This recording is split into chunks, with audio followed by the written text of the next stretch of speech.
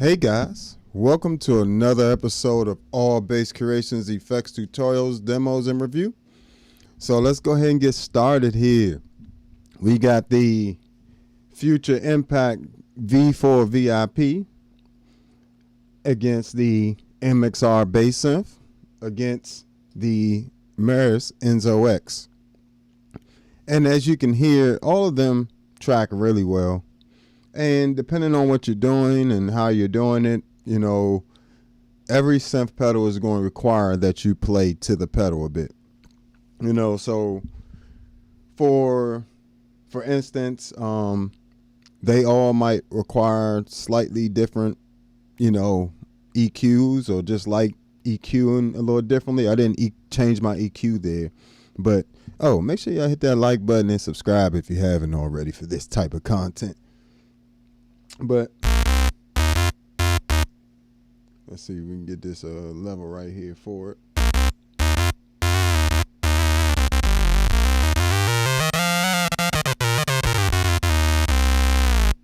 And I will say, in terms of playing a bass line, like, well, let me explain this about these three pedals. So the sounds you're hearing are just the oscillators. They are not with the filter on them. I tried to eliminate the filter, so that wouldn't be a factor, because the filter, you know, also determines when the sound kind of blossoms or comes into play.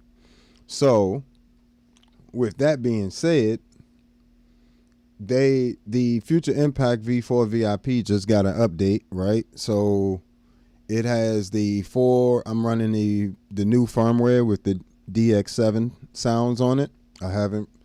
I went through some of those on the previous last two lives, but you know, I'm not going back through them on this one. But what you're hearing right here is definitely just the oscillator, and they did improve the tracking on it, so it tracks faster. It also on it.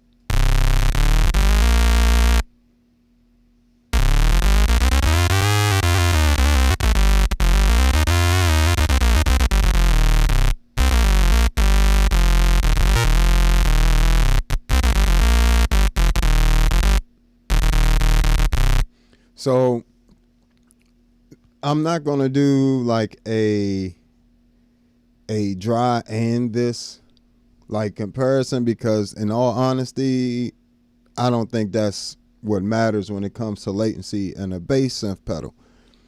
The biggest thing is how it feels when you play it. Like, does it allow you to play along with the groove, or does it make you have to overcompensate and feel like you're rushing, or, you know, to compensate for the latency? So that's what I pretty much factor in. So if I want to do, right, I want that to, and that's pretty much immediate. That's pretty much immediate. They have this new zero tracking thing.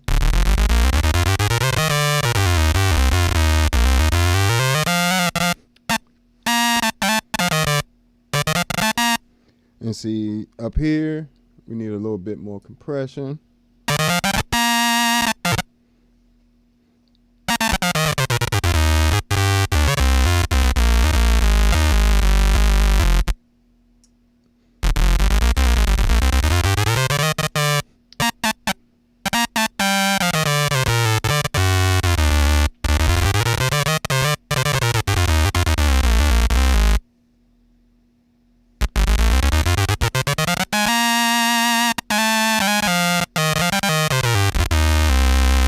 So I don't feel like I'm dragging that sound along there, even though that's just the oscillator, right? And the reason I did just the oscillator, because that's the main thing that's tracking.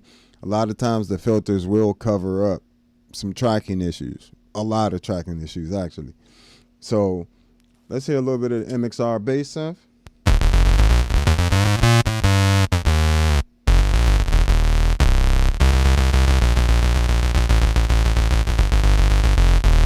And the other reason I'm not doing the dry portion is because the MXR Bass Synth, the dry signal is also buffered.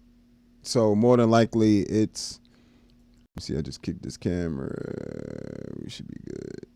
It's a little off, but so it's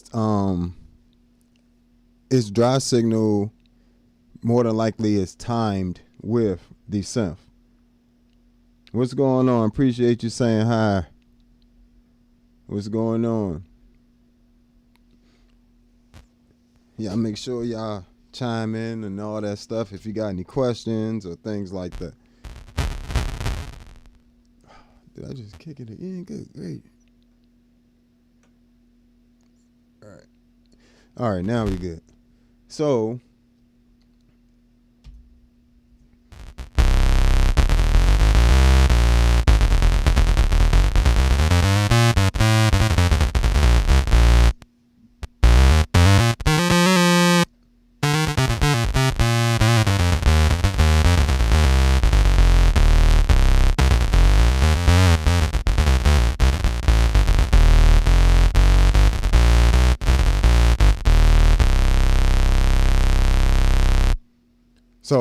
also feels immediate, right?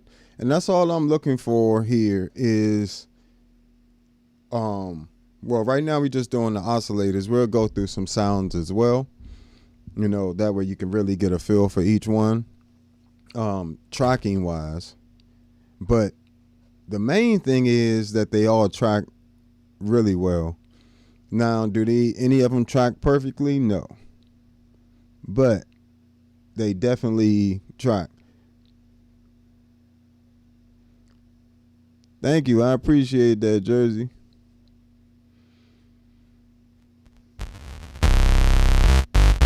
So, all right, over to the Enzo X.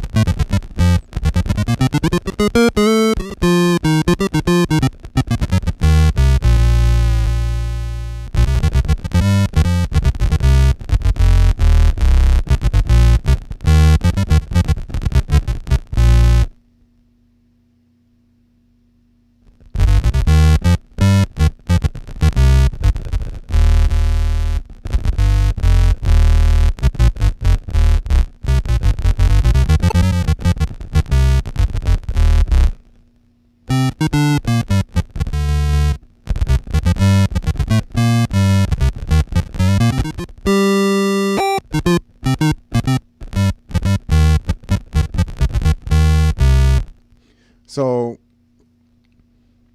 they, you know, that one as well. All of these feel really good with the tracking. To be honest, like I said, a lot of times musicians, we get caught up on silly stuff like, oh, milliseconds, like as if we can feel every single millisecond. You can't.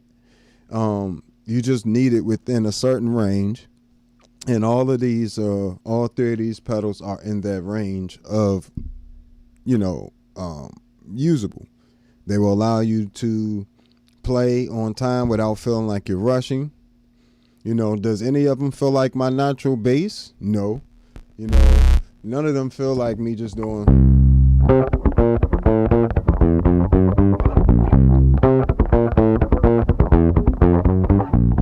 Right? But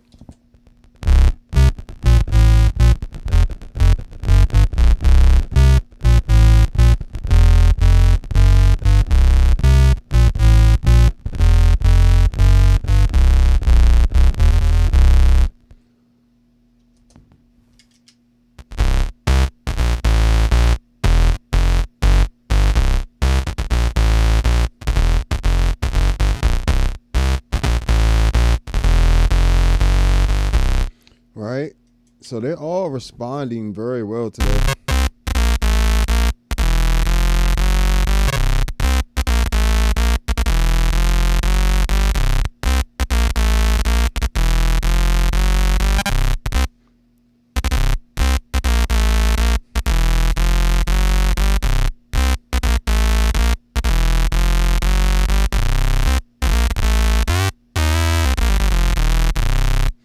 They all tracking. They all tracking. So that's not something you necessarily have to worry about with any of these pedals. You just need to understand that they are all different synths. Just really think about them as different synth keyboard type things, you know. The same way a synth player might have a bunch of, different, might have a Moog, might have, a Yamaha. These are very similar to that. But all right, let's go into some solo sounds. Let's do some solo sounds next,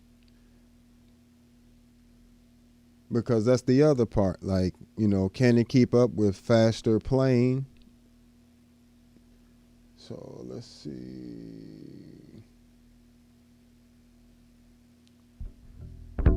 Let's start with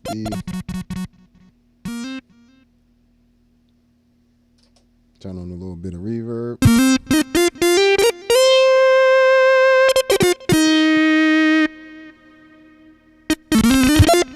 Let me get this joint straight here.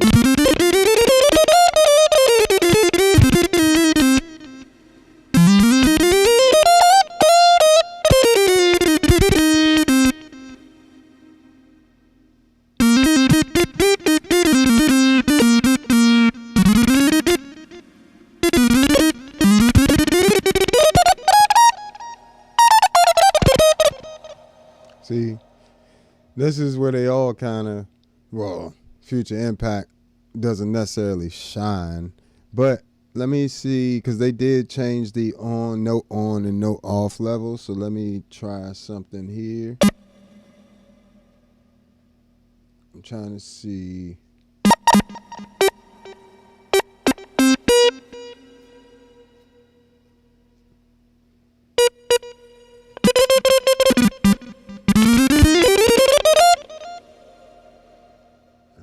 Turn this back up. This is the note off level. And the, let me see.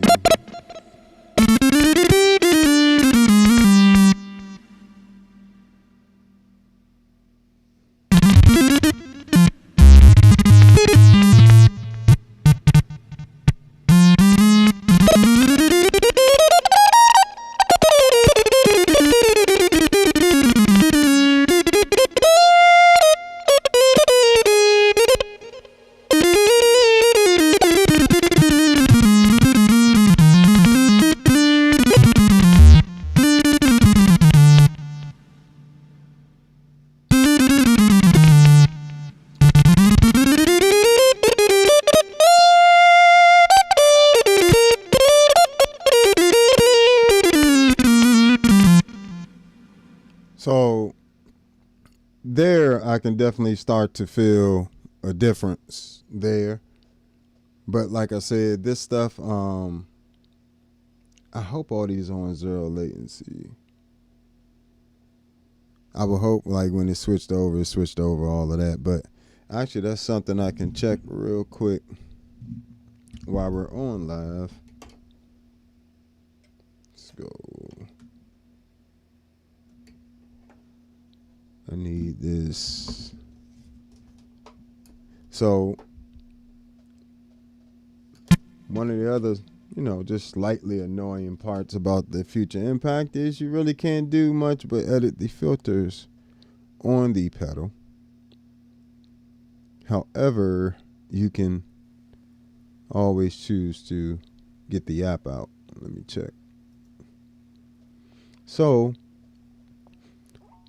I find like sometimes it's based on what type of sounds you kind of are playing as well. It's not always that the unit itself, and I definitely am playing cleanly, but yeah, everyone, each one still doing improvements and things like that. But I think that is a definitely good enough for that. Just for doing stuff in general, it's be fine. I want to check something. Okay. All these still. So that's the old. That might be why. That's the old tracking there. Let me see if I can get the new tracking on here for this sound. So when you update, let's see, let's turn this on 0.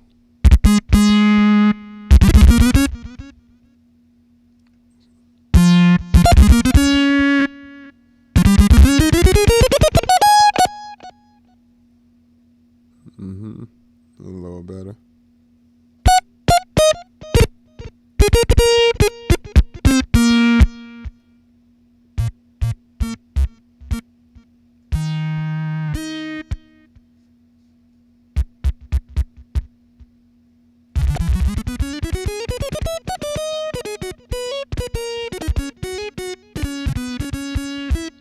Yep, there we go.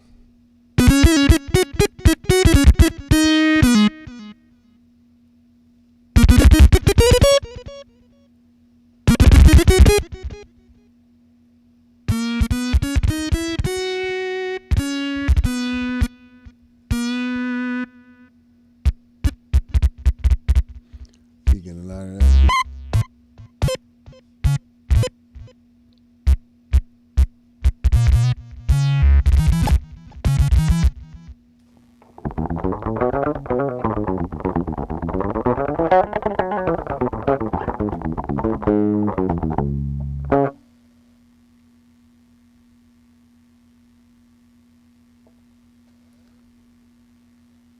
Well, I'm not sure what variation you're talking about on the 4-string bass. You'd have to elaborate a little more. But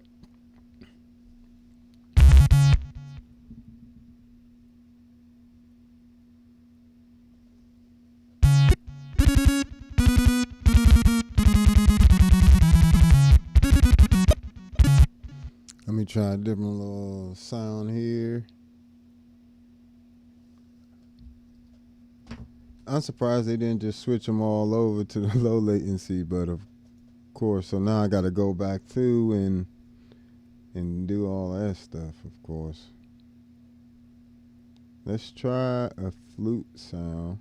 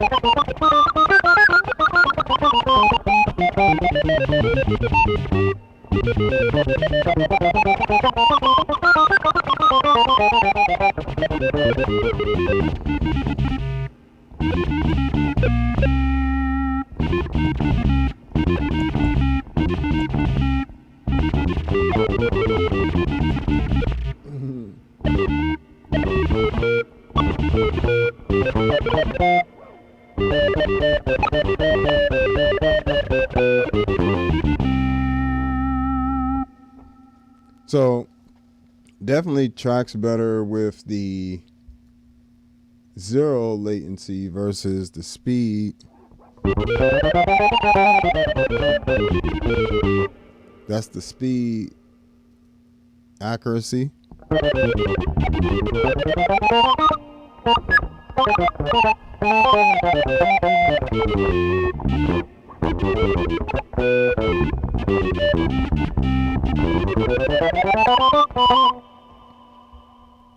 Versus 0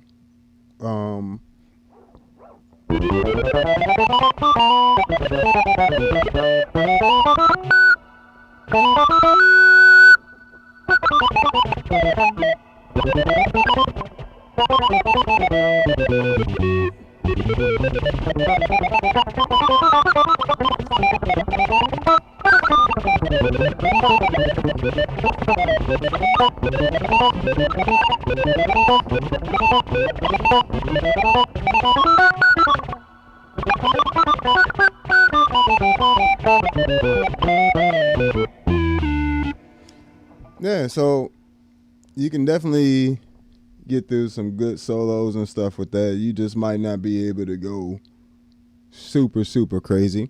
And that's just the nature of latency, you know, in general. It's not that is that I don't think people know how hard it is to get something to track that fast. If you don't believe me, then why don't you just transcribe? Why don't you just transcribe a lot of people's solos, like some of the fastest solos in the world, and try to pick out every single note, and see if you don't have trouble as well. This, you know, but getting this thing to track this well is an amazing feat, and you know it's difficult. It's difficult to do, and this is, you know, of course they still have some room, and they still, of course, they look like it seems that they have added enough storage and stuff in here where they can do a lot more updates and, you know, be able to, and it don't seem like they pushing the system as hard as they could, you know, being able to add a whole second, you know, engine, the DX7 engine to it. So I'm not complaining about it at all. It's fine to me. Let's do a little solo sound with the MXR here.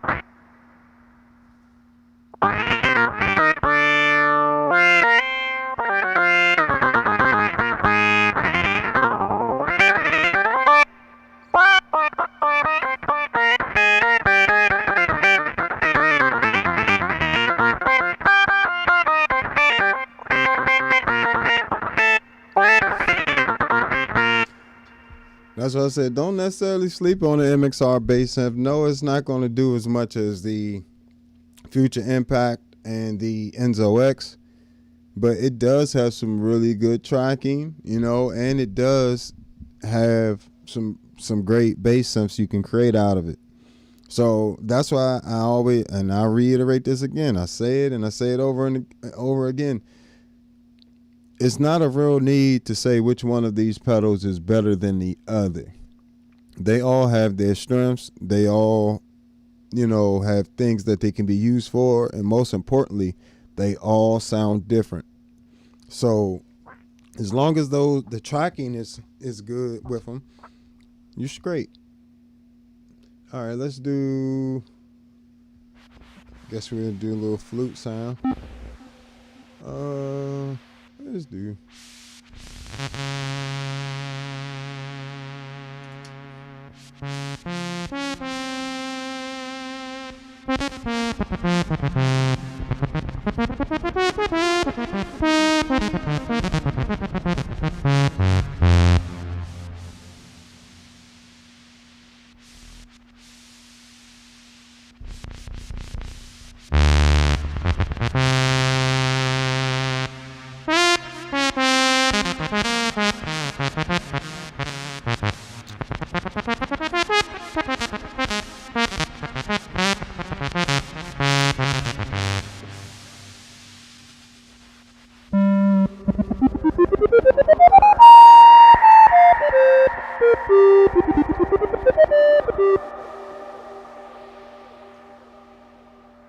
Mixing a little bit of drill.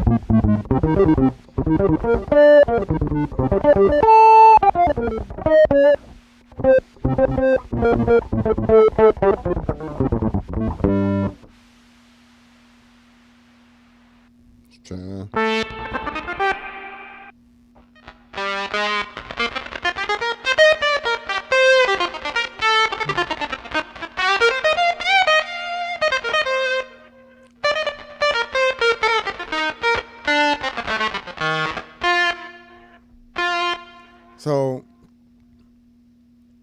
I mean, all of them track really well. Like let's add a little, see if we can.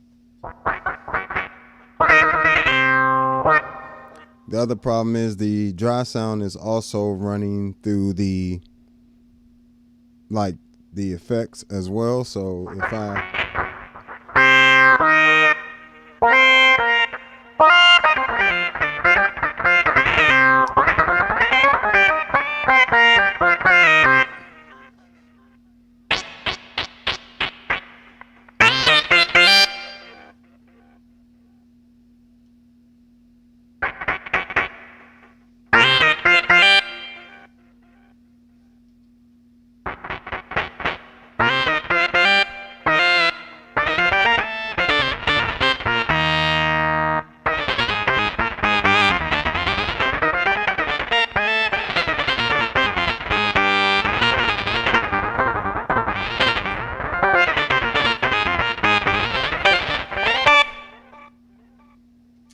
So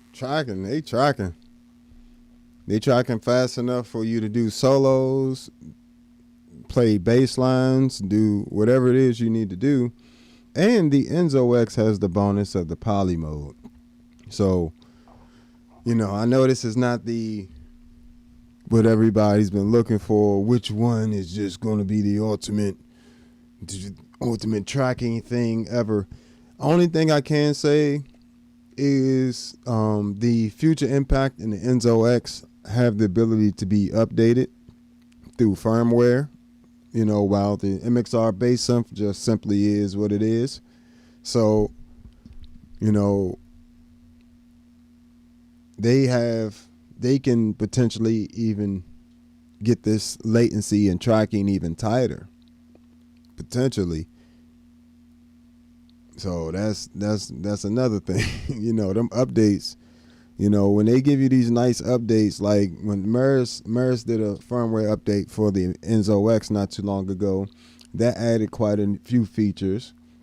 And the update that just came out for the Future Impact V4 added that zero latency tracking mode, which you got a chance to hear. Sounds great. And definitely, in my opinion, well, I ain't gonna go there. It just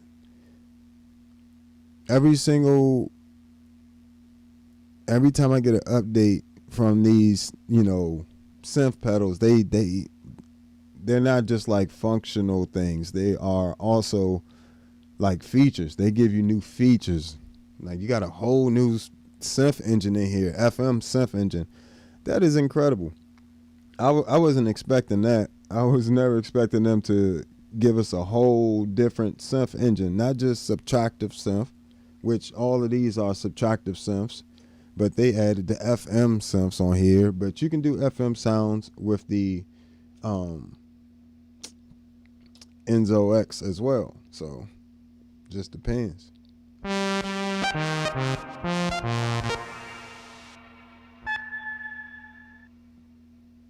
Let's see with these pedals. Let me see if I can find an octave down type setting. That's something else I wanted to check. Well, I also show you this feature of the Enzo X, of course, does have the ability to just straight up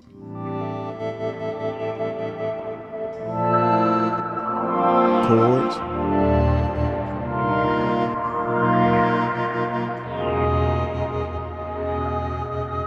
And I mean complex chords.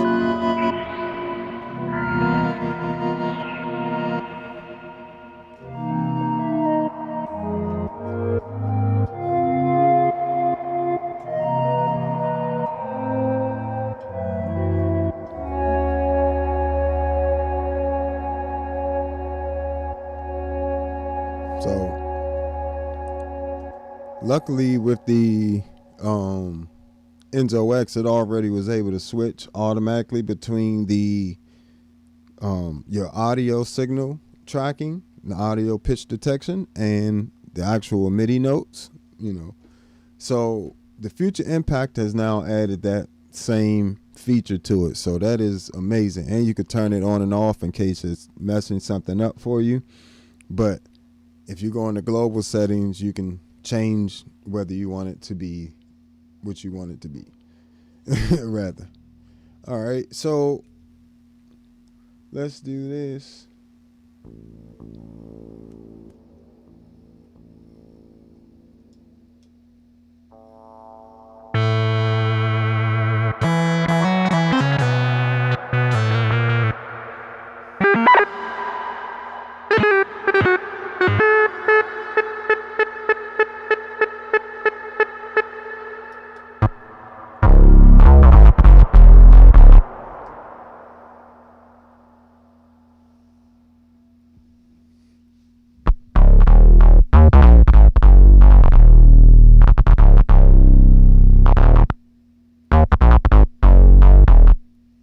See how we got this thing set up.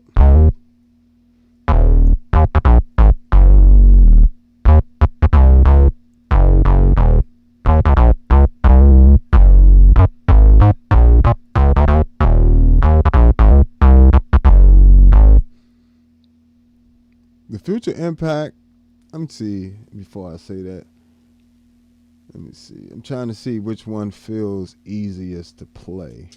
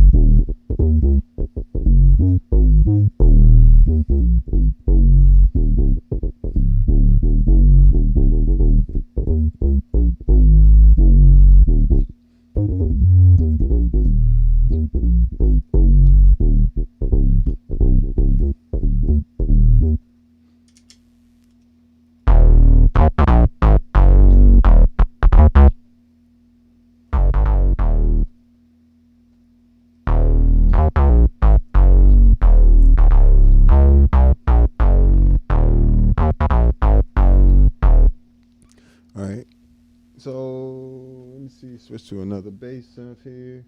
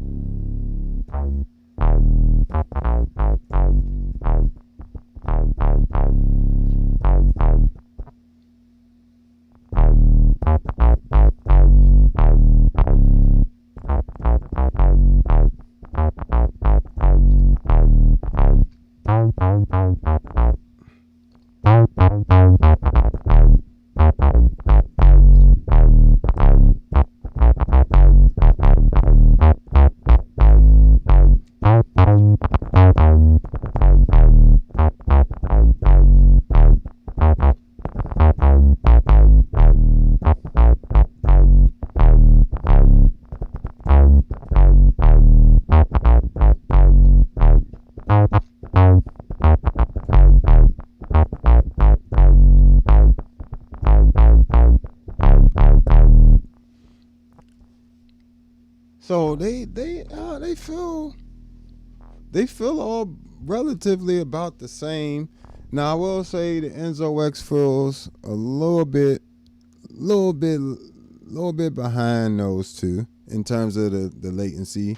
It might be a few milliseconds, might be a millisecond or two, but it just feels slightly. I can't even say that. It just takes some time for certain sounds to develop. Let me check.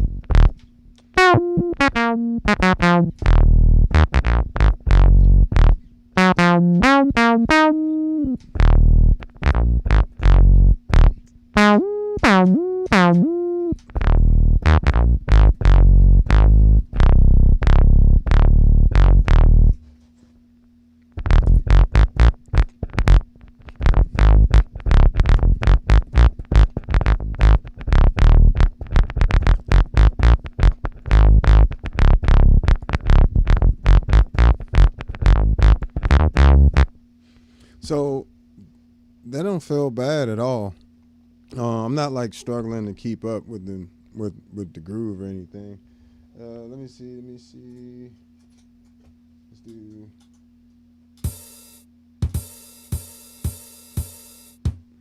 Oh, come on.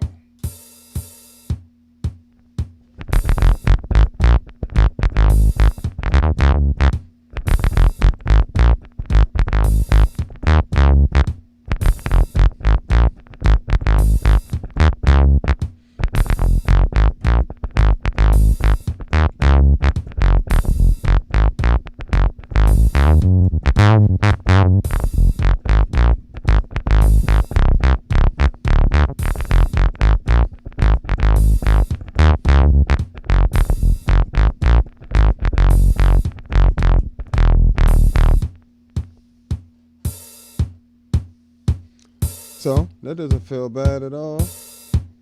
Let's see.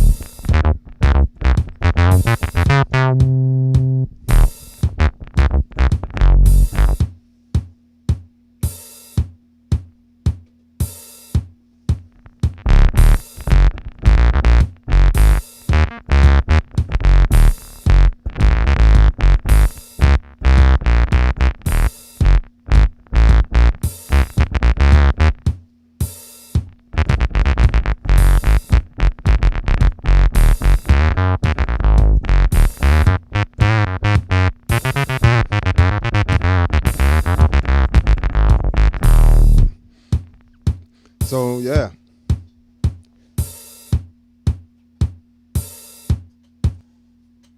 All of them can get you there. What's going on, Jeremiah? Appreciate you. Dropping in the usual suspects, starting to show up. Appreciate you. I'm a little late today, I know. about an hour late today, but appreciate you guys nonetheless. So, what I've kind of discovered in having each of these pedals, also have a C4 synth over here. C4 synth probably out of all of them has, it's not necessarily the latency that's the issue. It's more so the actual, I don't know. It's just the way the sounds come off. I can't shape them the exact way I want to, and that kind of annoys me. Give me 1 second. So, yeah, I try to use each pedal as its own thing. I didn't include the C4 synth because one is not really fair. C4 synth is like 10 years old. So, compared to all of these pedals have come out in the last year or two. So, definitely is a huge advantage here. They've got all the updated hardware and processors and all that extra stuff. So, definitely plays a part. And technology, 10 years is a lot. So, but I have to say, in terms of just playing synth bass, I still, in terms of sound, future impact, the MXR Bass Synth, I definitely like the way that feels to play as well. The Enzo X for synth bass is not necessarily my favorite pedal to play bass on now. Just laying it down with key bass is fine, it's amazing. But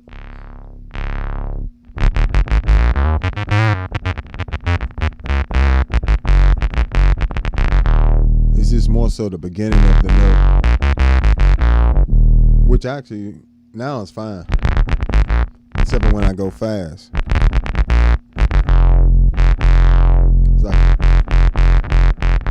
It's almost like a string-ish sound in the beginning of it.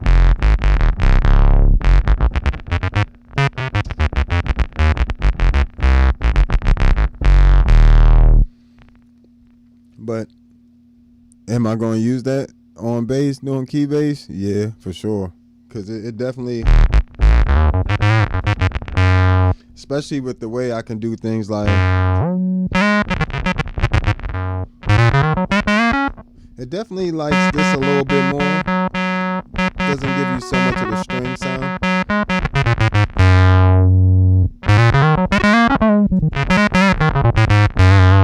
Yeah, now that's way faster. And that's what I said about all three of these. They definitely like slightly different EQs. The Future Impact doesn't like as much high mids as the Enzo X does. And the Enzo X actually prefers more bass for the bass synth sounds to get them fuller. Like this. That nice big. That's perfect there, actually. I take it back. See, that's what I said. You just have to really experiment with each one, and I guarantee that's probably gonna.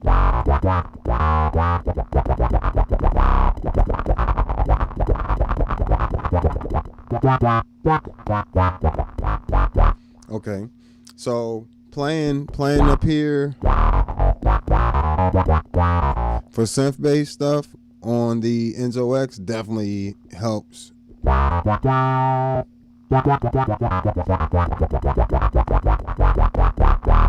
Oh, that makes it so much faster. Yeah, that EQ definitely matters when you're talking about the tracking and the latency and things like that.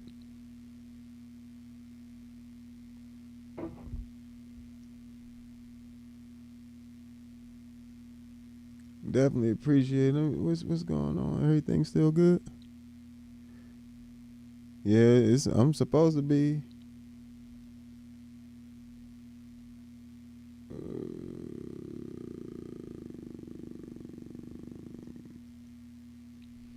All right, just making sure not freezing up here. All right, so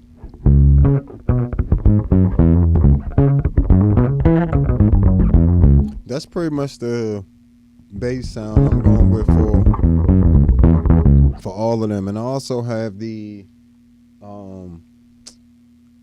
Empress compressor boosting around, what's that, 2.3K, and it's also adding that bit of saturation. Without it, it sounds like, that's how my bass would sound, but with it,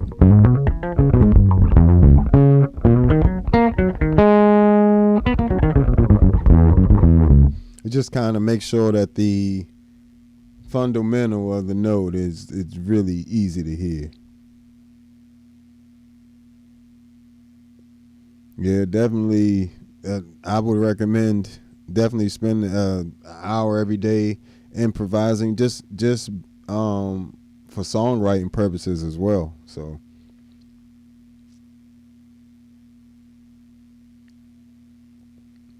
yeah, and because it more so it's going to help you write songs faster. Improvisation, I always recommend it for any player. Because of that, you will write a lot more songs. You will, because you can just simply make it up, write some chord changes, play it over a few times, find a line, some melodies that you like in your solos, and you can, keep them. But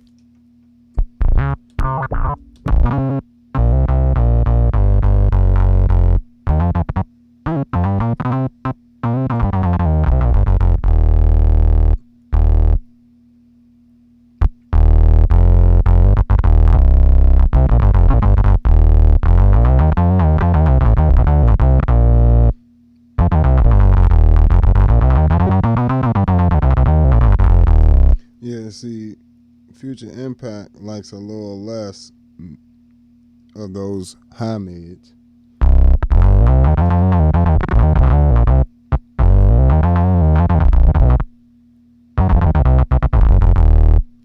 Oh.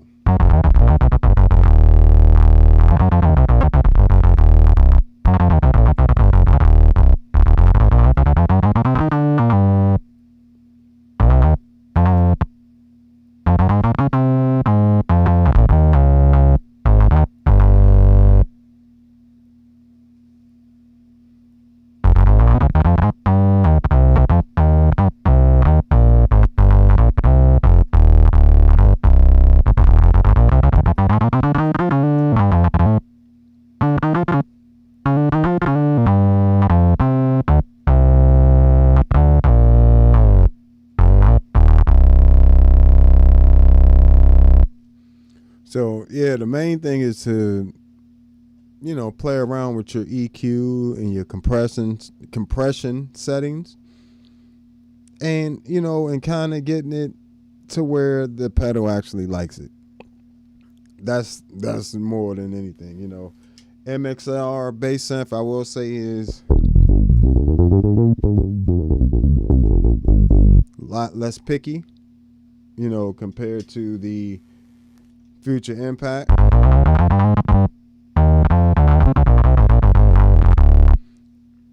And again, that's only because of how I have it set up. It likes it actually pretty flat.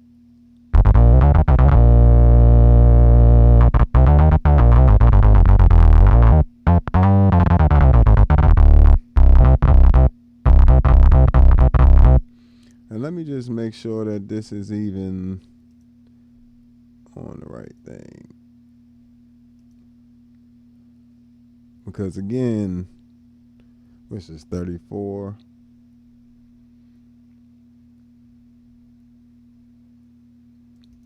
Nice little flashlight bass. Yeah, let's try that.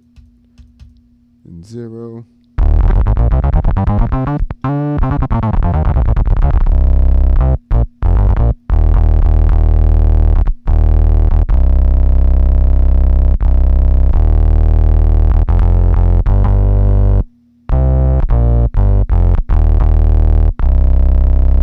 Oh, and see, that's why they said the auto, you might have to turn off the auto when you're editing the sounds on the computer. Okay, that would be why. So that's actually tripping it up.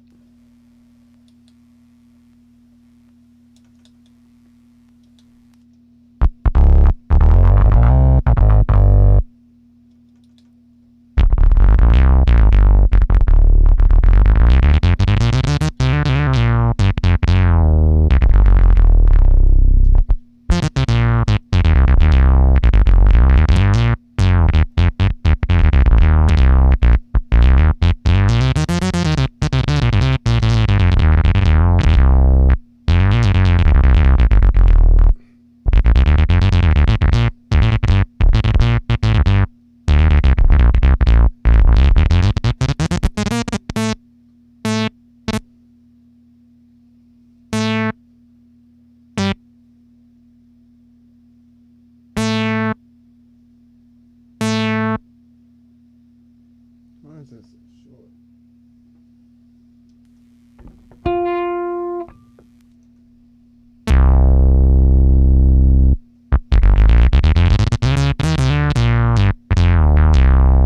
See, there we go.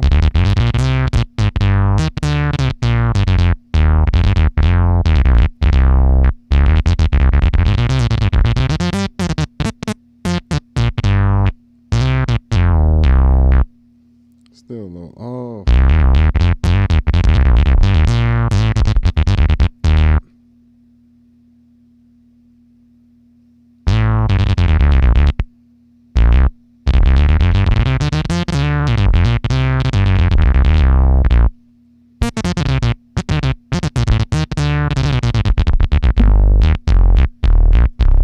There we go. So it definitely takes, once you dial it in, once you get used to dialing it in for each one, it just becomes second nature. But like I said, the least picky out of those is going to be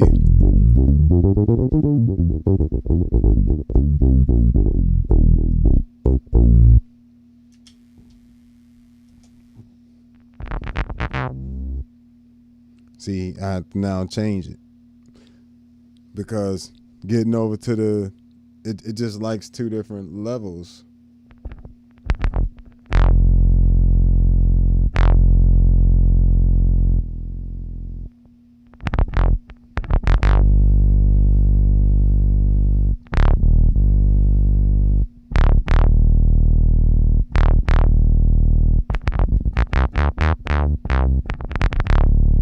See, then you got to find your sweet spots again.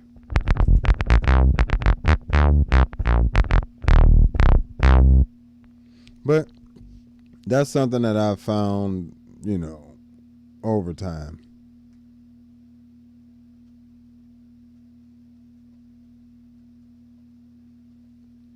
But hold on. So overall, you're not going to make a bad purchase with any of these. If you want something that, is as least picky as possible, like say may not be the absolute cleanest player, you might be, just playing on the weekends or in your spare time, MXR is going to do you just fine. You know what I'm saying? And it won't get you every synth sound in the world, but it will get you some nice synth sounds. Like you heard that jank adding some body on that thing.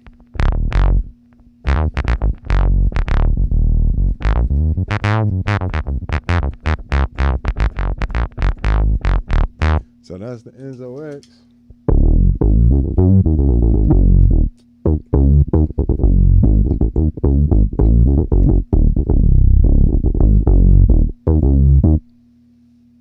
Of course, you can open that up soon.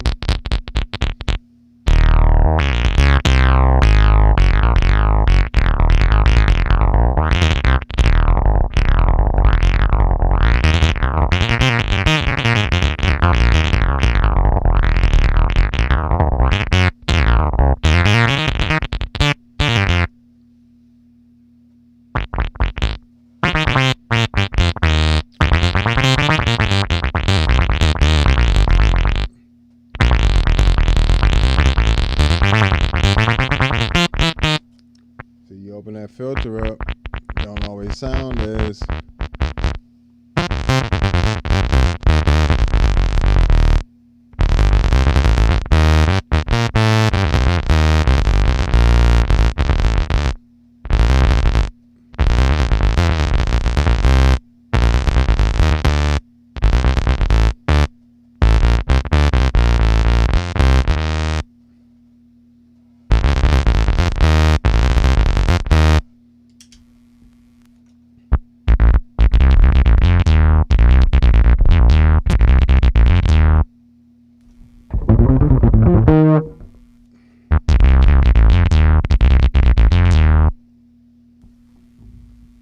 just to give you guys a sense of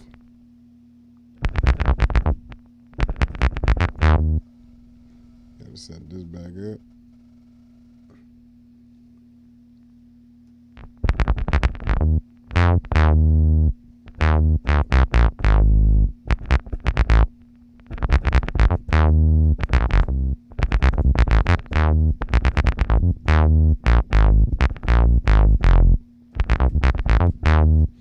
So that should give you a good sense of each one and what they can do, what they sound like. Well, not a whole lot of sounds. If you want to really hear how each individual pedal sounds, you check out my live streams on each individual pedal.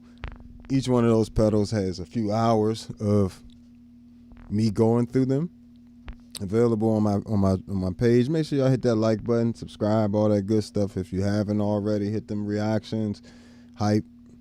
If you find this information useful, hit that Cash App super chat.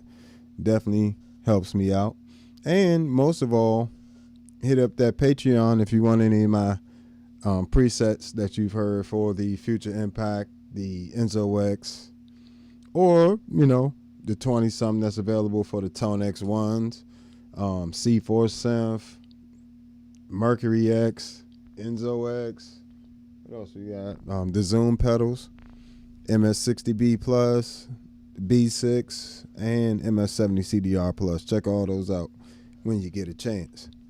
But let me see something.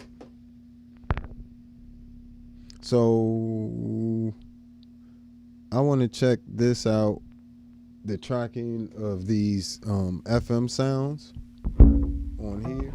So let's see.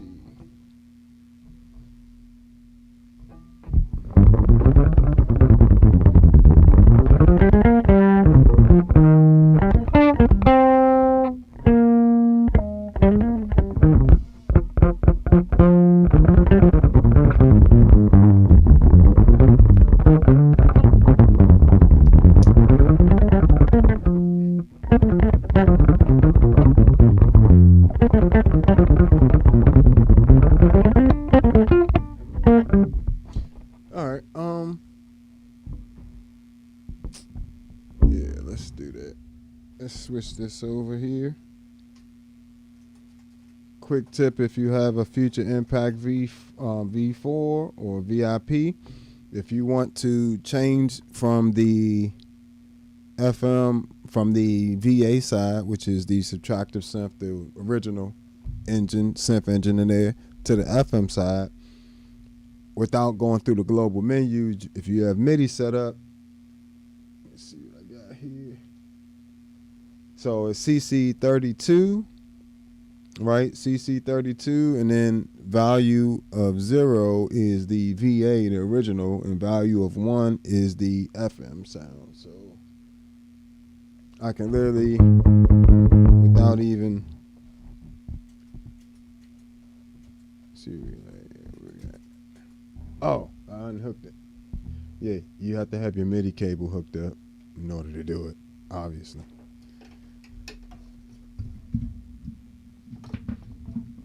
All that over there.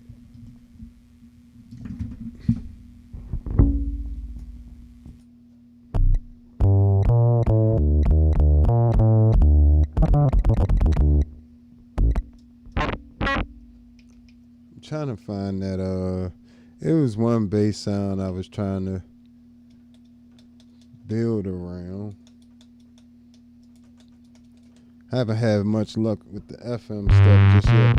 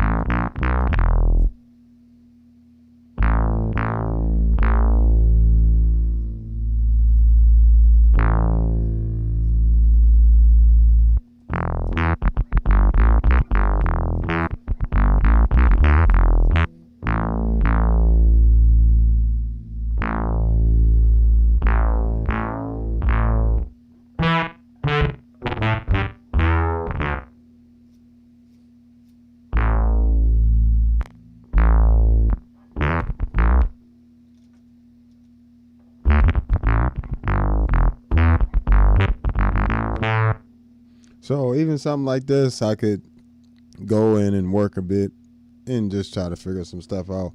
But like I said, I gotta finish figuring out FM synth.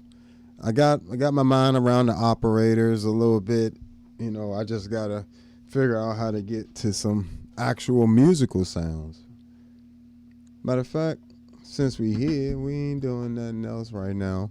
We pretty much, you guys understand the difference at this point of the latency conversation. But again, just to clear it up,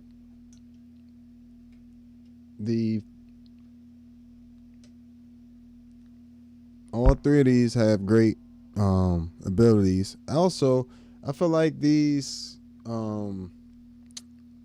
if I put a noise gate before all of this would probably clean it up even more. Like have a noise gate running into it. And unfortunately, I don't have one at the moment. Well, you know what? I might have one. I think the Emperor's compressor has a noise gate. Let me check.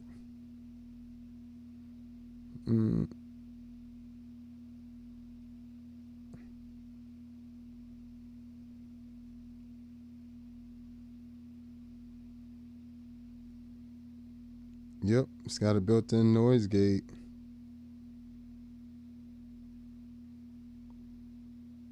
Because I know the one of the things that really helps the MXR Bass Synth out is its gate sensitivity. And you know, I probably could get my settings a little tighter with the on and off, the note on and off level of this, as well as just kind of nail down the volumes between these two. This typically likes a louder signal.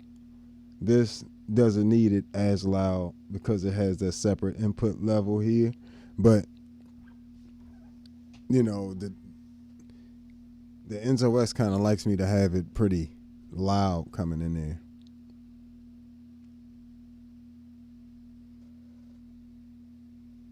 So, so this has a noise gate on it, huh? I wonder.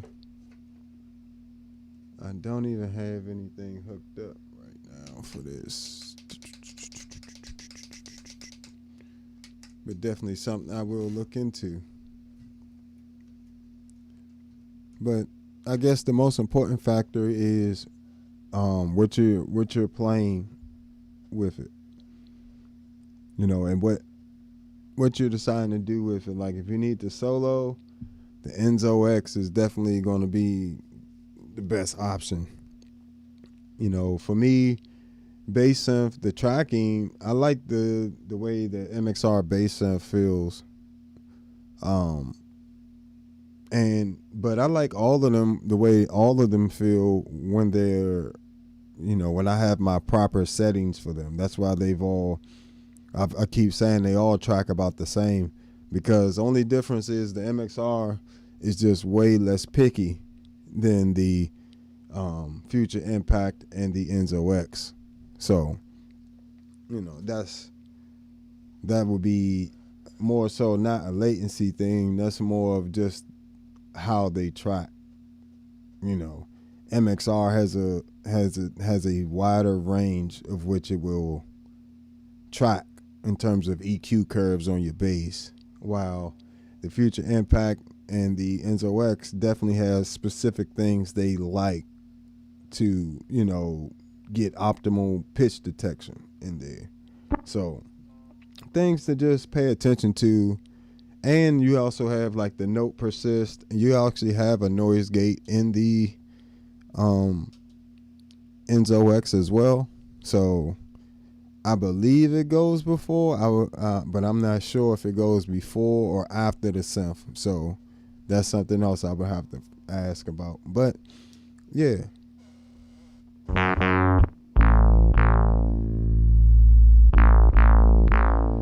right, let me see if I can wrap my mind around this FM synth engine.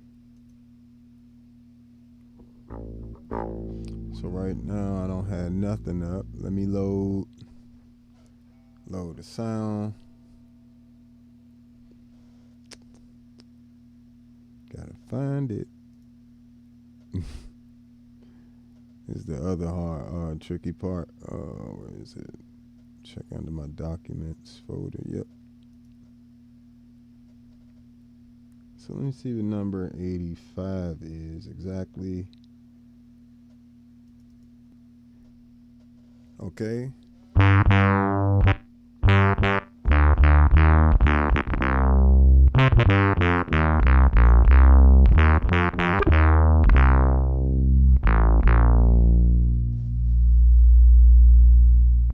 So that's not bad. I just want to drop it down an octave.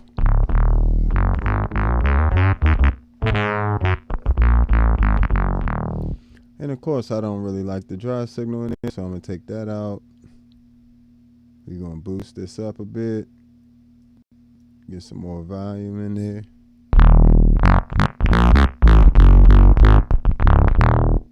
Right? Bring that down a little bit.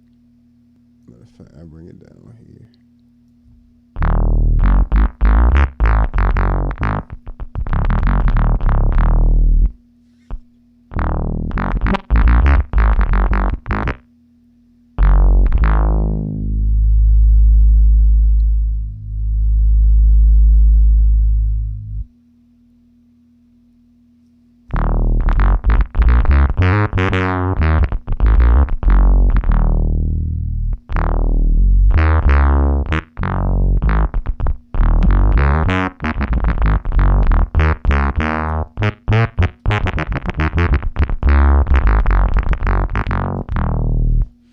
So there we go. We're starting to get in that territory a little bit.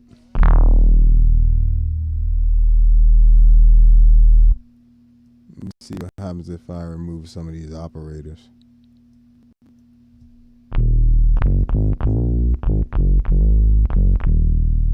Right, we get towards that more of that bass guitar type sound.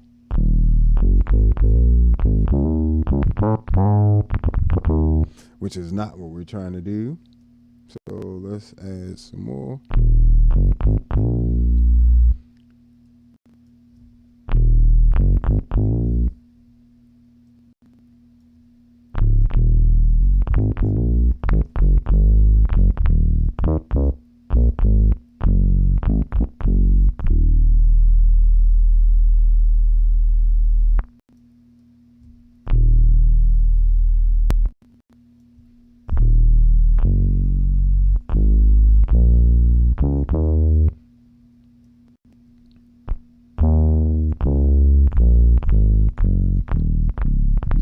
See, this is where the weird part of it is. It's like,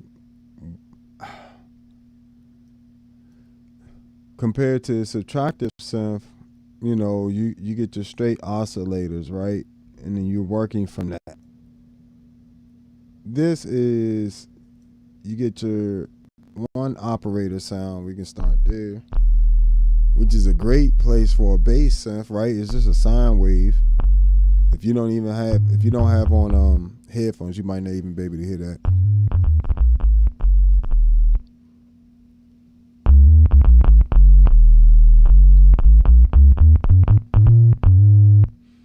So that's already getting you some action there. Let me see.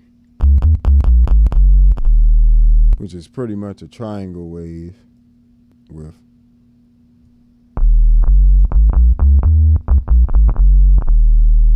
right? So then we add in this second operator. Let's do this.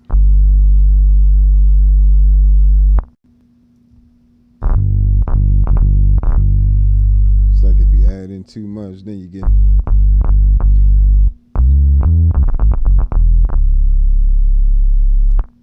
All right, let's see if we can. See if we can just get these in here.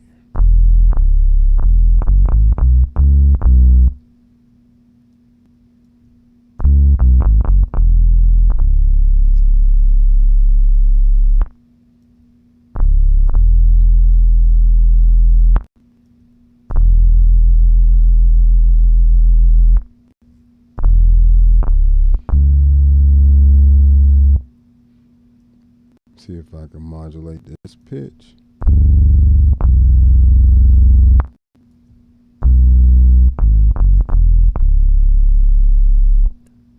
See if how much I can push this, because I really don't want to get into.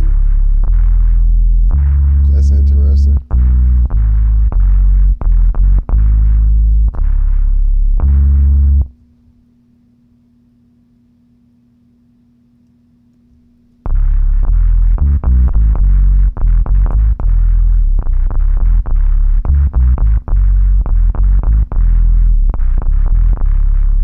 So it's like that's that real. This is a straight up sine wave. So if I take that up an octave,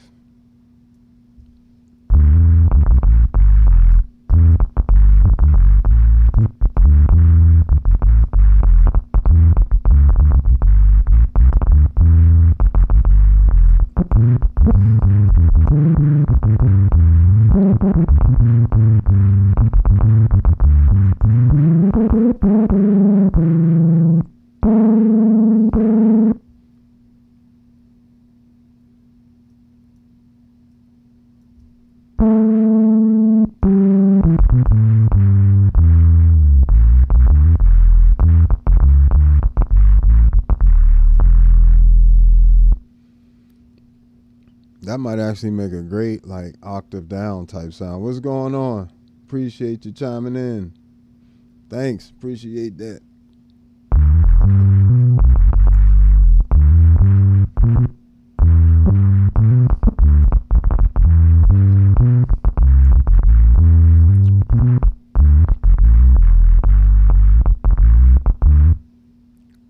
See if we can get it to add a little more character somewhere.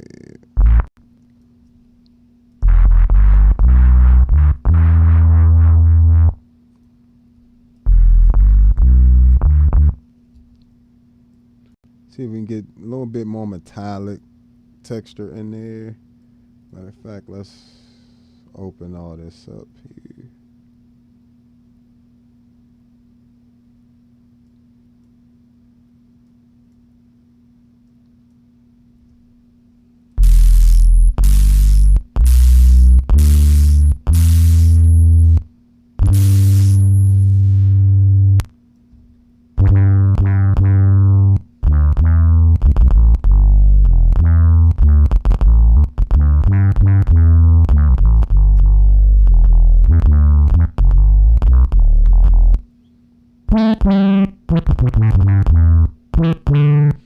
Yeah, we getting there. Getting there. What is that? A delay on or something? Yeah, this delay is on. And I'm working in the Future Impact software. I'm working on this FM synth right at the moment. Think I might have a little something here going. Getting close. It's a different type of synth. It definitely is not the same as it is a subtractive synth.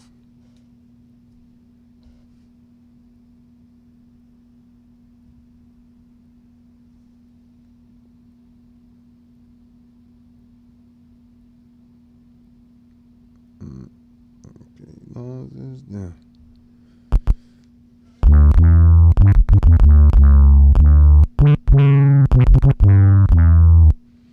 So if I can just get that to brighten up a bit. Let me see if I change this amp velocity. Or does that give me...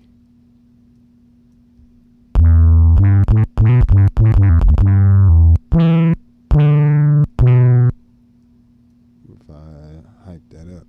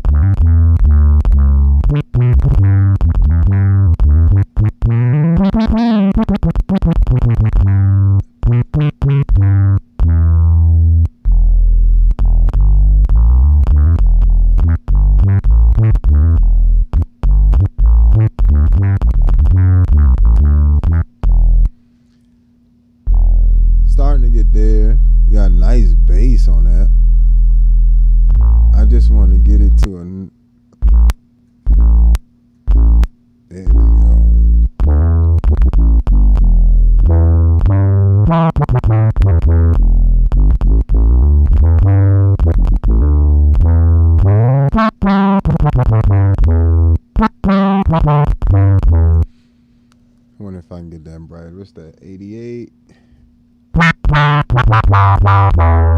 There we go. Got it. Let's go.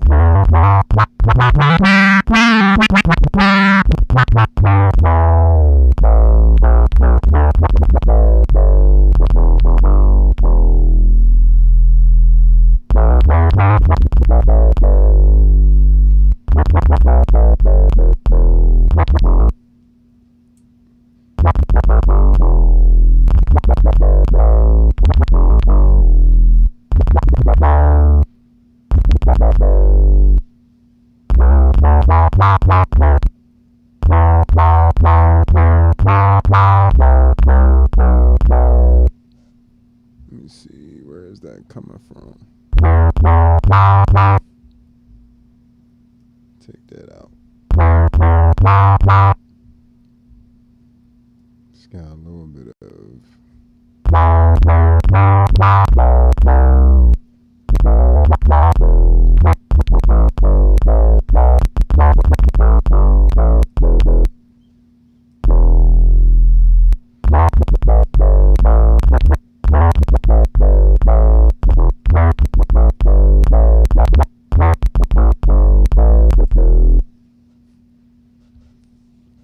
Starting to really got a little something. Let me go and say that, I guess. Say that as number one. This is actually my first time I've actually gotten anything close to usable. And it's on camera, guys.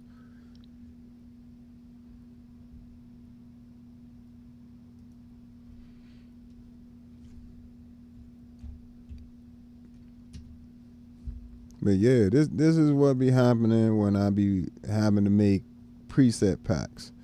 I don't just automatically know how to use everything. You know what I'm saying? It takes some time for me to learn things as well. So don't get discouraged.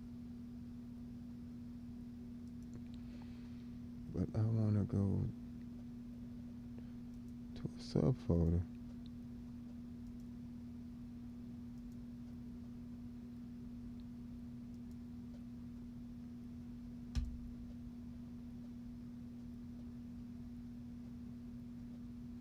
Oh, what's going on?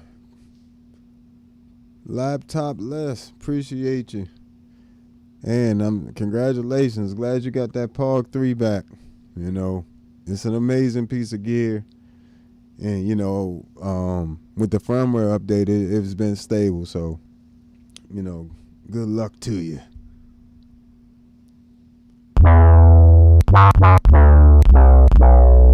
All right, so that's starting to get close to something I would use. But, of course, we have this filter over here.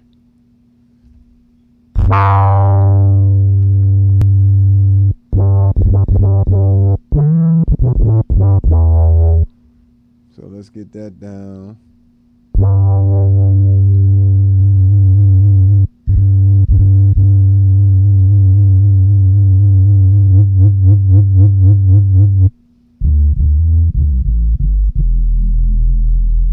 All right, we'll probably have that open up with the ADSR a bit. Low decay. A little bit of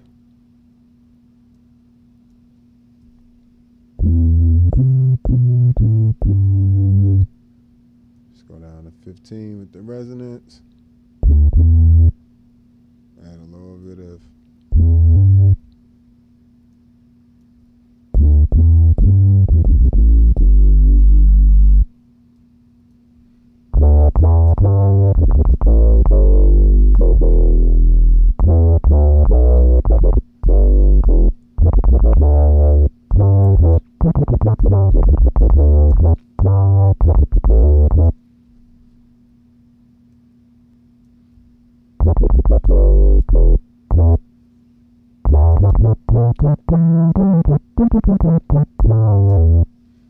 so we just got to get these filter settings together here.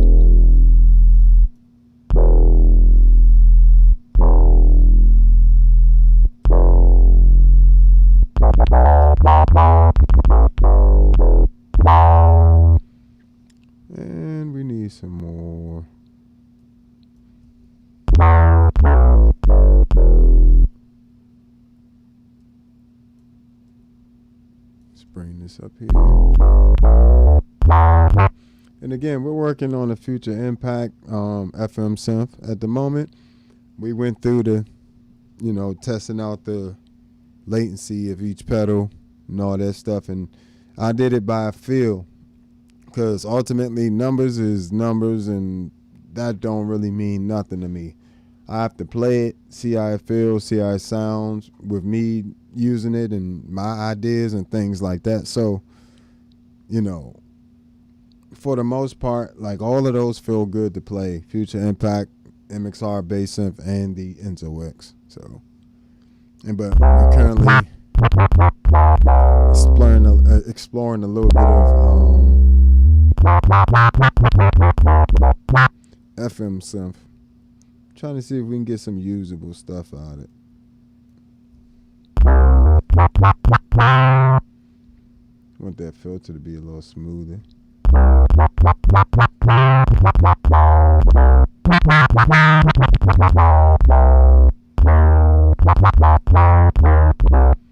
Let's see, why is it doing that?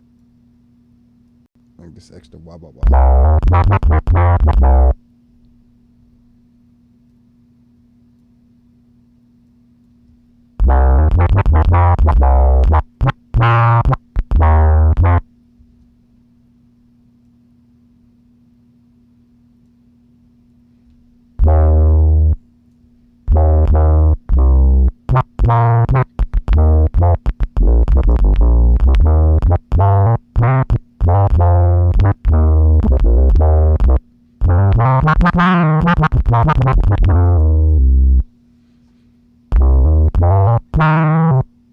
Might have to make that. Yes, they absolutely did the update for the Future Impact. So you can go, if you go to Panda Audio support page. If you just Google it, the version 4.5, you can actually, bam, update it. So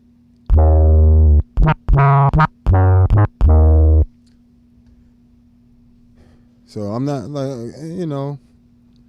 I'm trying to get, I've never used FM synth, so this is brand new to me. Trying to get to, maybe if I bring this feedback loop down, that definitely helps smooth it out. Bring in one of these operators down a little bit.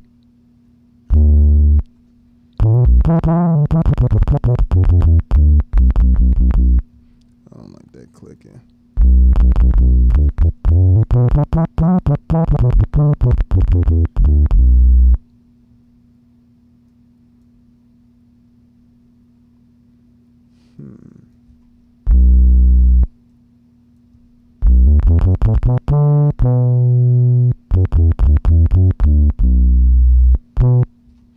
It's got like this little clicky noise.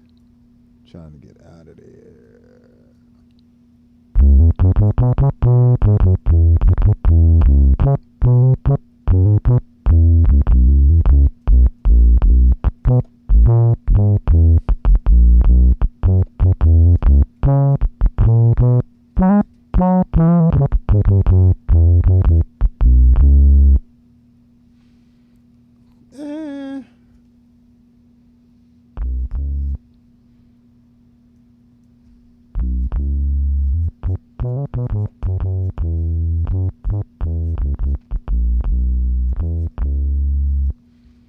And then get my patch all quiet now.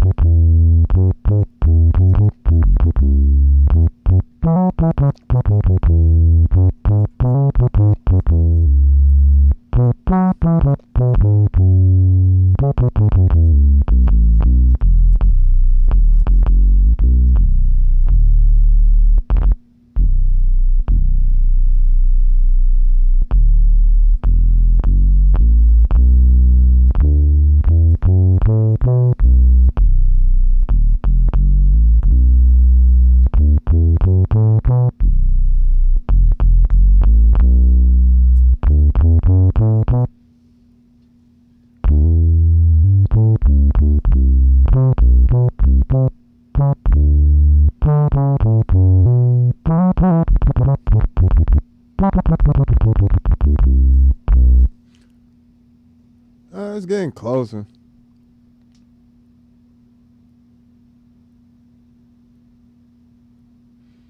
Yeah, the Future Impact definitely. The zero latency tracking they added definitely is a huge improvement. Definitely is an improvement. It's still not perfect, but none of them track perfectly. Quite honestly, but it definitely was a great improvement. Now if this FM synth part is going to be as useful, as the other engine, I can't say yet because I'm still learning FM synth, as you can see. So I'm still trying to get rid of things like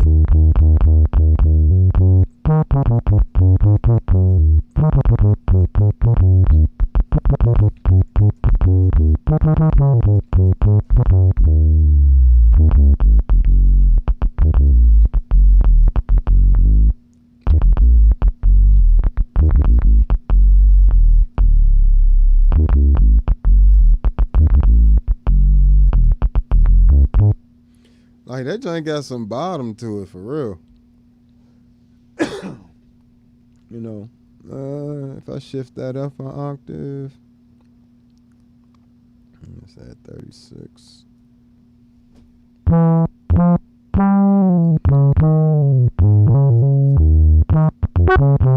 Actually, I wanted to go down to 12.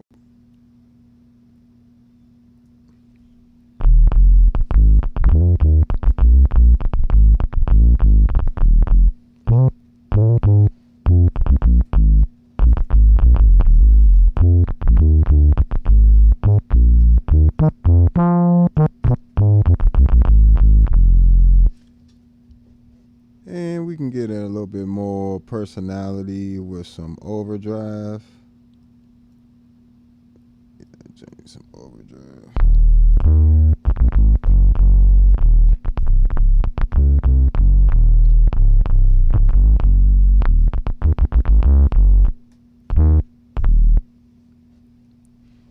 A little bit might even add a little more.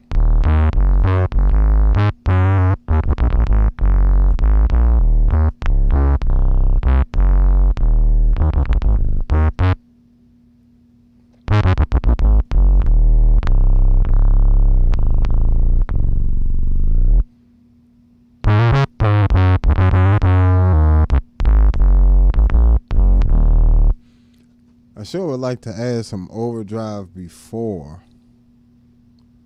just because of this sine wave, but it'll take what we could get at the moment. I'm gonna go ahead and say that where it is, just in case.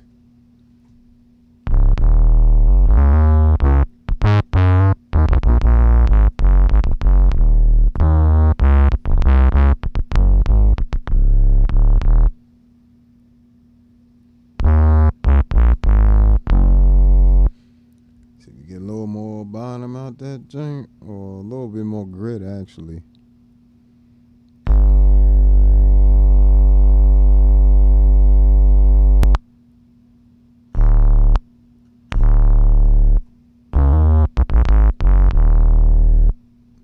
Let's take this overdrive off.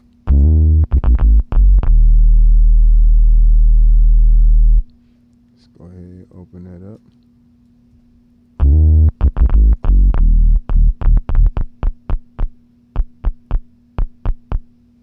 I don't like that clicking in the beginning. How do I get that out?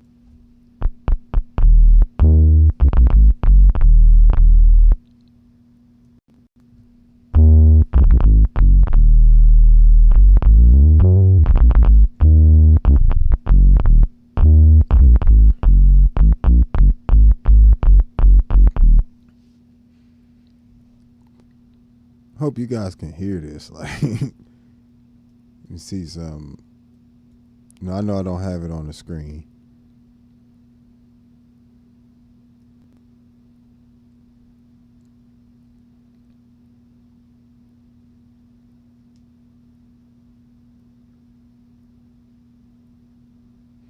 Yeah, it's supposed to sound like that. That's not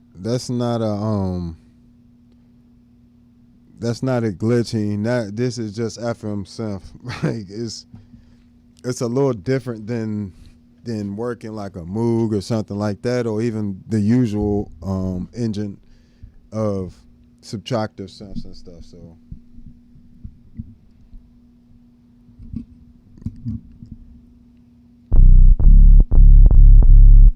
yeah, I'm gonna try to get it out of there. Let me see. I'm gonna open this filter up. See what it is exactly.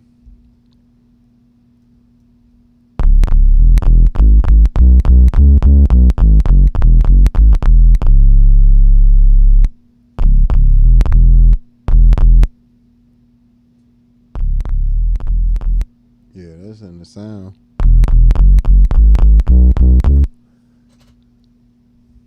So maybe we can try to get this a little more gritty. Is it that?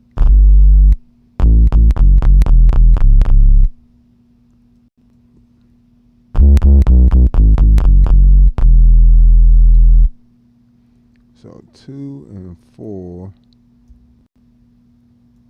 So let me guess. 3 is feeding into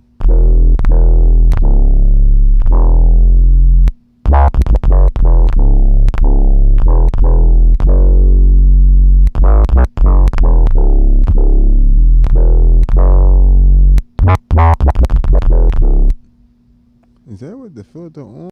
Is the filter on? And that's just what it sounds like without the filter.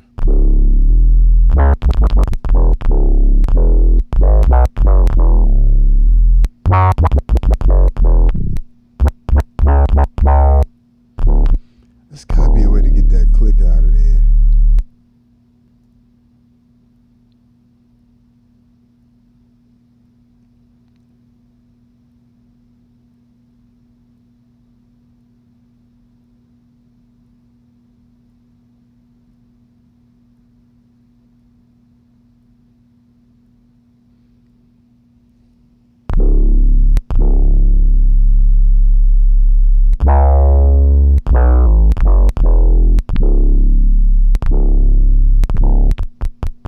It's this click here.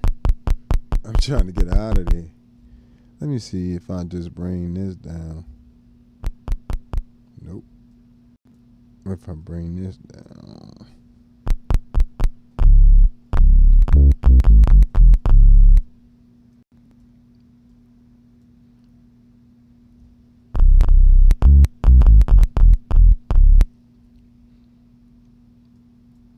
There's gotta be a way to get that out of there.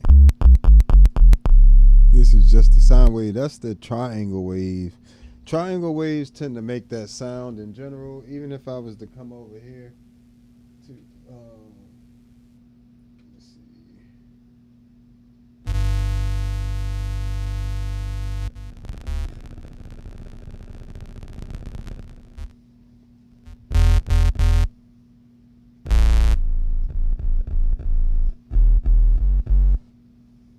Open up this filter.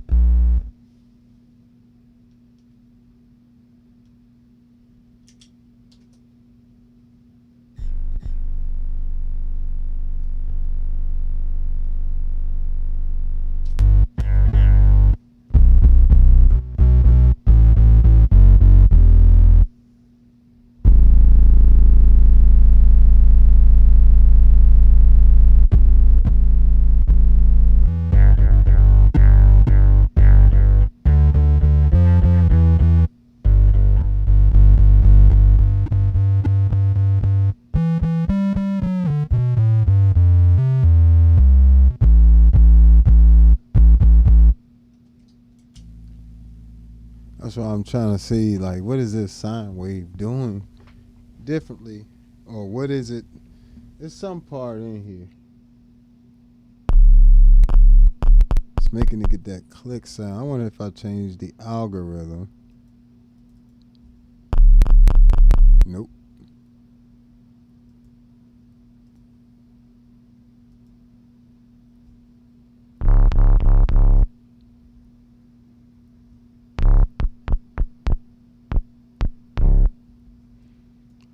guess it's something I got to figure out over some time.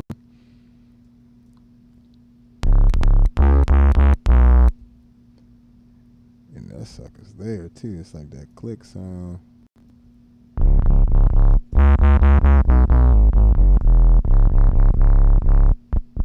You can EQ it out.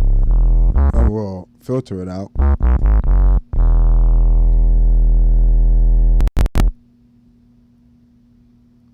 That's with it filtered out.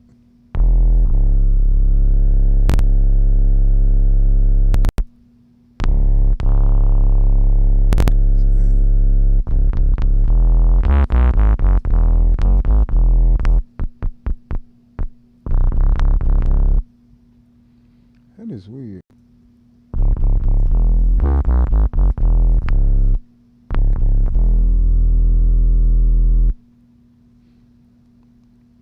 So, as I'm learning this, appreciate you guys hanging out with me. Let me see, turn this filter off. Sounds just like the waveform.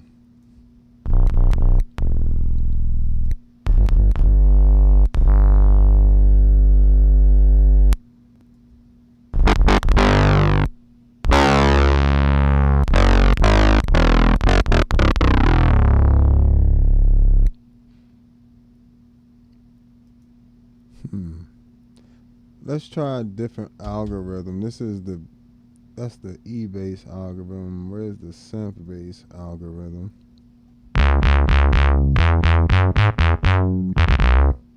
There we go.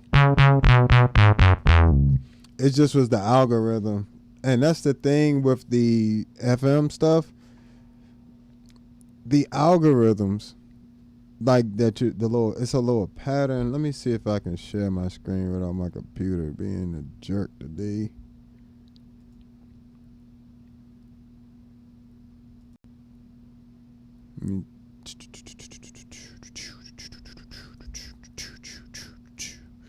So, future impact, where is it?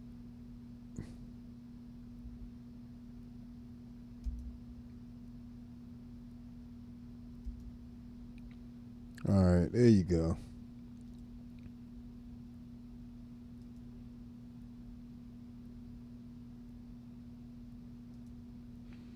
So,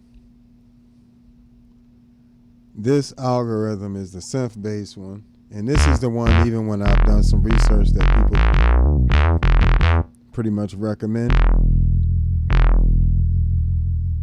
All right, let's bring that volume up some. So I'm going to try working from here.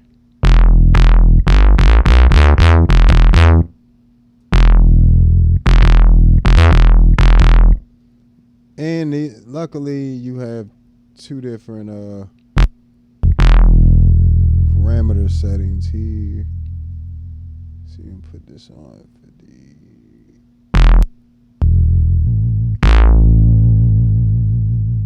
Well, let's try. I think I'm wondering, because they added a negative portion. Is the negative portion now?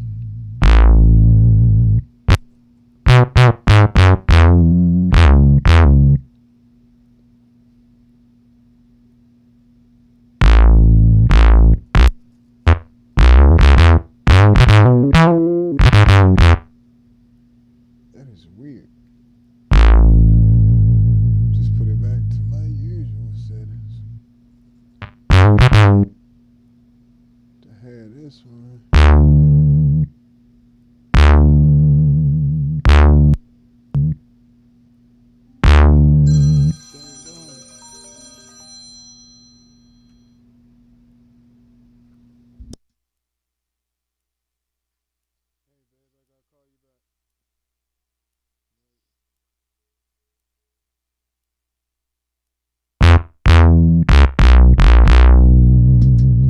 Sorry about that.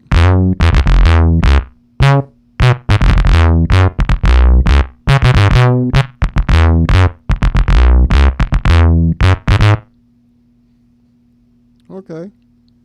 Kind of work with that. Let me see what it sounds like without the filter.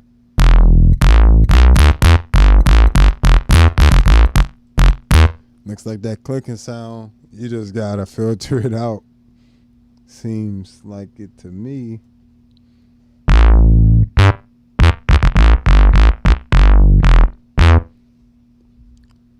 So let's try dropping that down an octave.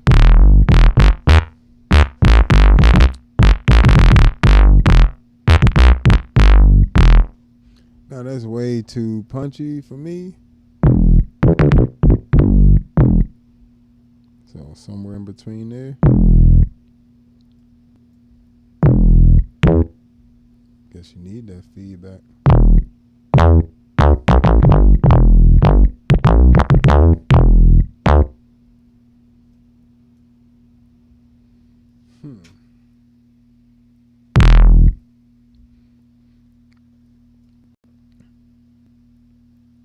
It's a peculiar sound.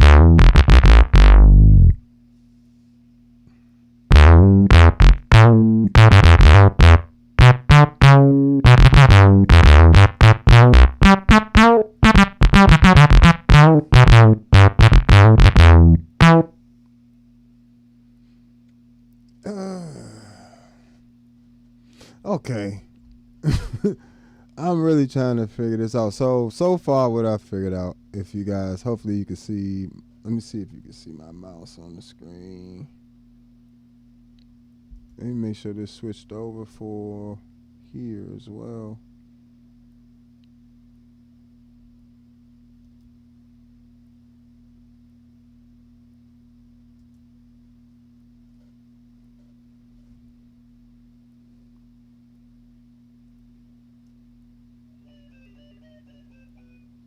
Oh, that's way behind. Let me try to get updated. Bam. Okay. I'm just wanting to make sure you guys can see. And you can see my mouse. That is beautiful. Okay. Let's rock and roll. So this OP output level here is pretty much this algorithm section, like the levels. And pretty much, I'm just going to mess this up because I don't care. I'll fix it, I think. So you'll start with one operator.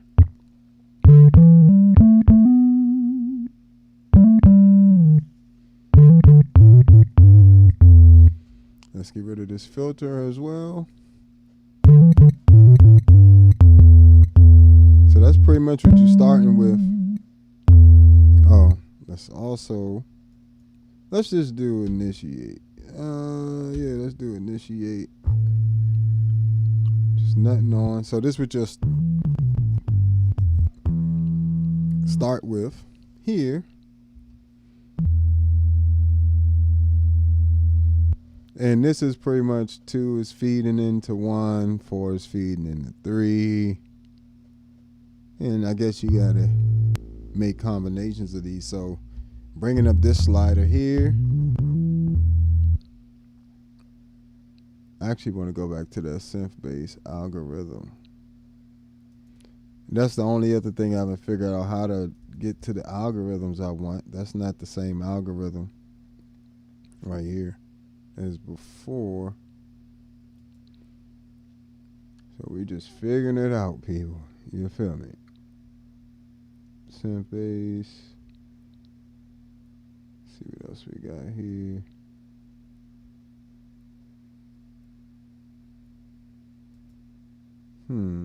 Let's start with this joint from Smooth Criminal. See, this is the synth bass algorithm here that kind of, for most people I've seen.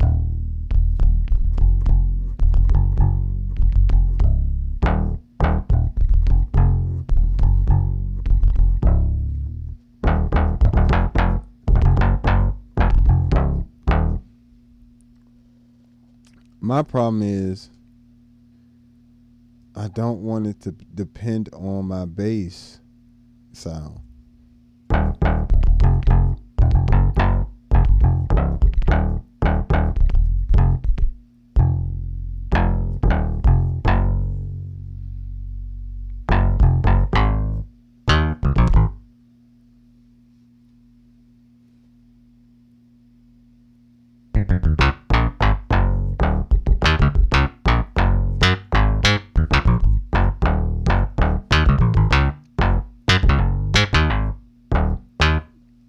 Okay.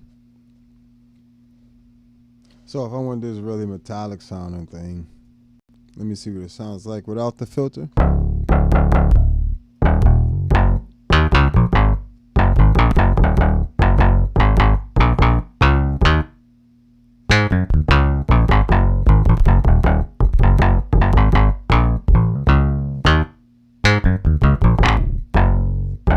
It actually sounds pretty, almost like a damp piano string or, you know, choked out EP.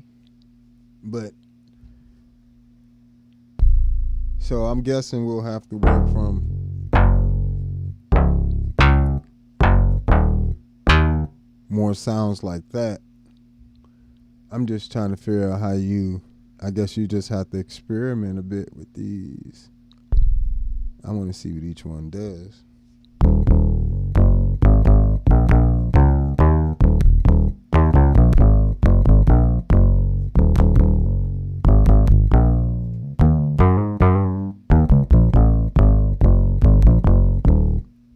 Okay.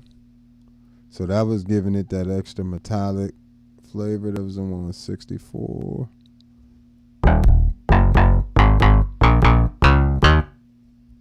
I'm guessing if I bring this feedback down,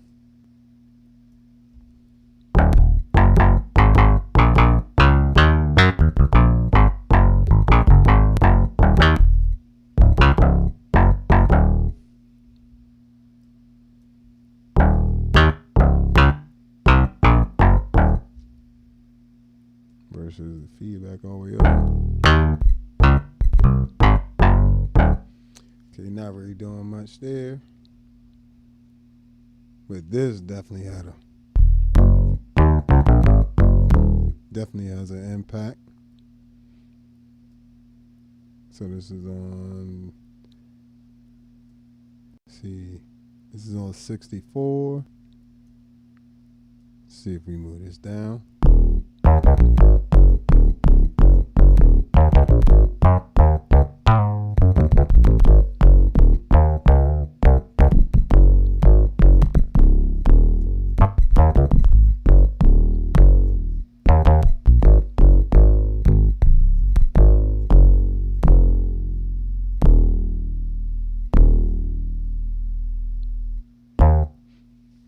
That didn't sound bad either. And I'm guessing that you just bring that in.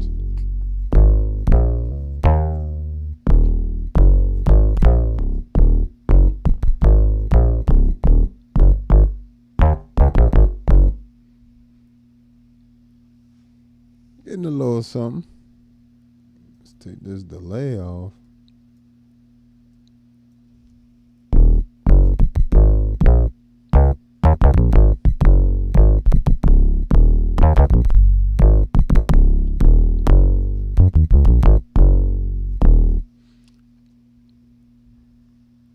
Put this back at 75. Said 99. That won't be hard to remember.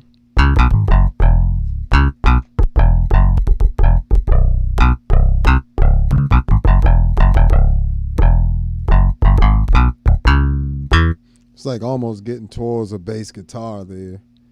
Suppose if you bring this back some.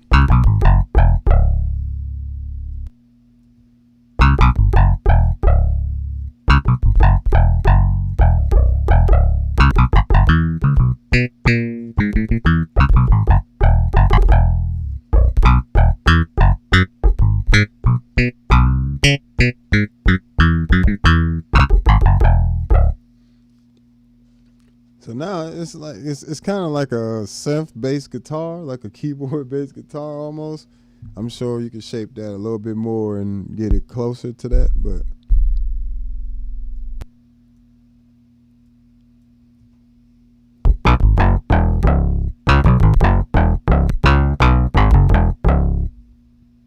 so what if I didn't want to lean into that so much?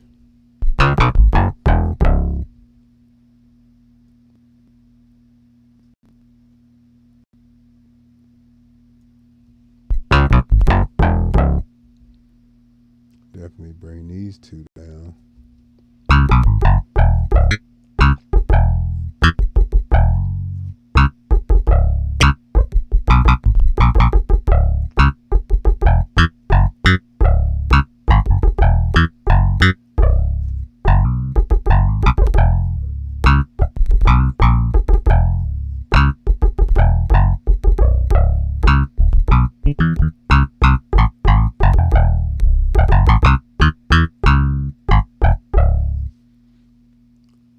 You actually get that, like, I'm gonna go ahead and say that, but I'm not gonna say it. That smooth criminal, that's gonna be something else, because I'm about to make that into like an EP bass.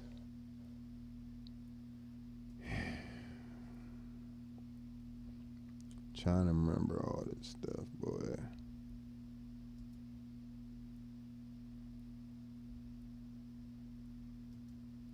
Put that here.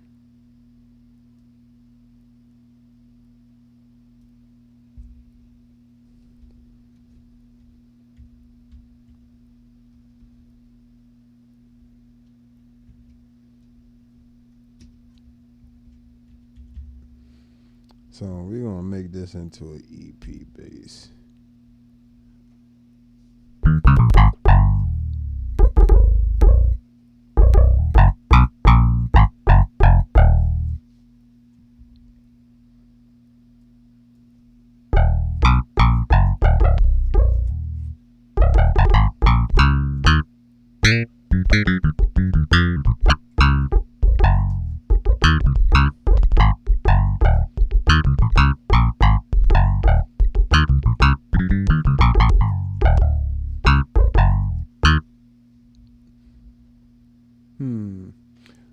What can we do with this?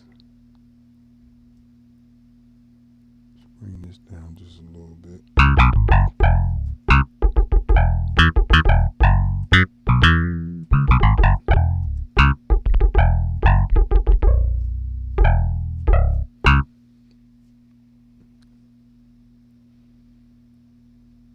Come down here.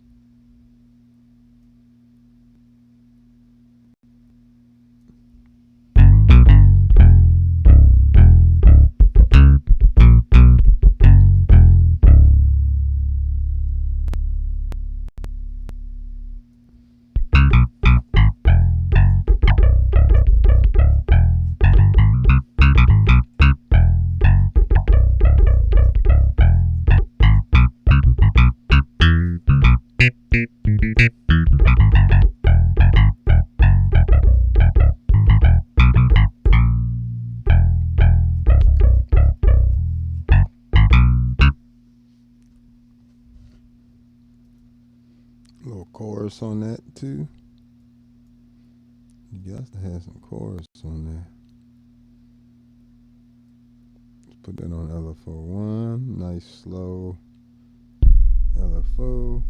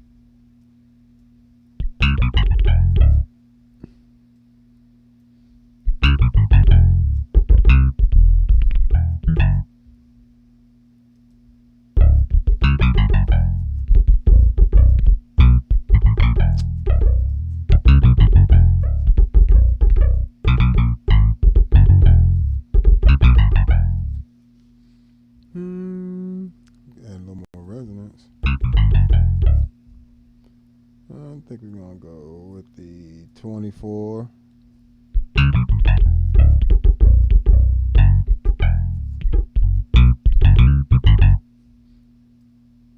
A little bit of accent on that.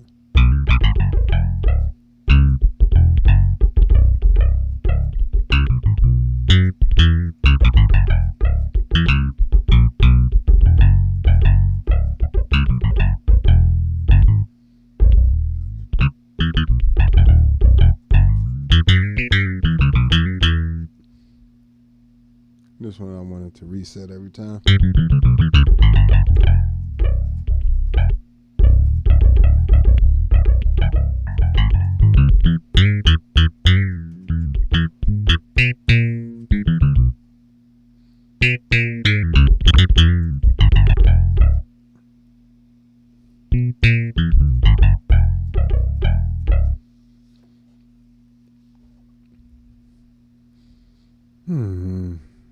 Let me see.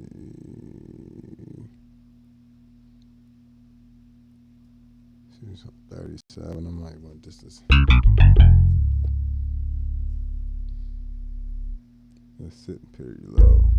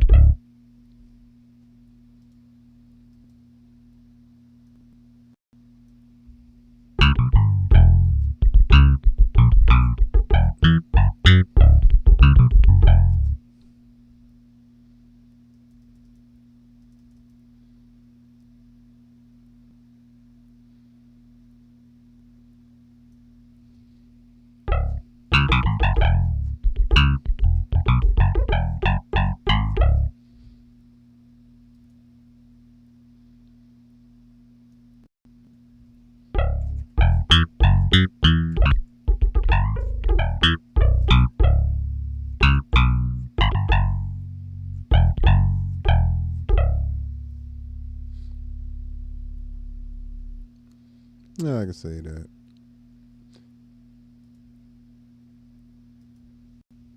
It's definitely not going to be a starting place for every single bass sound. I tell you that. Subtractive synth, I've just gotten so much faster at this, you know. All right, so I can get nice metallic sounds, of course.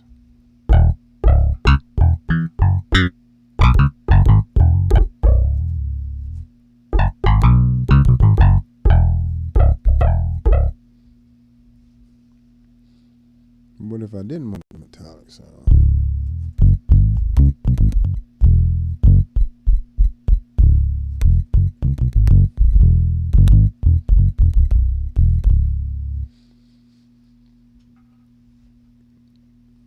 Okay.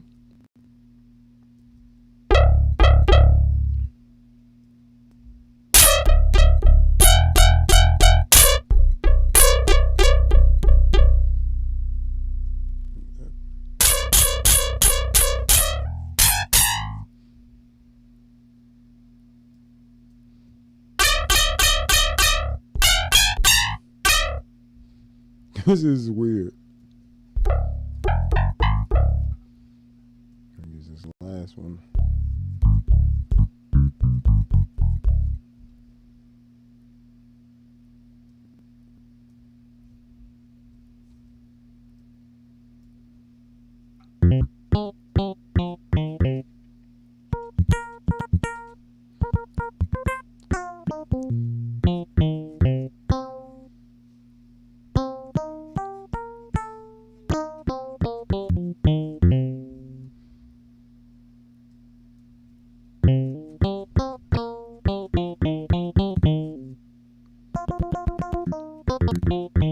It's like a guitar EP sound.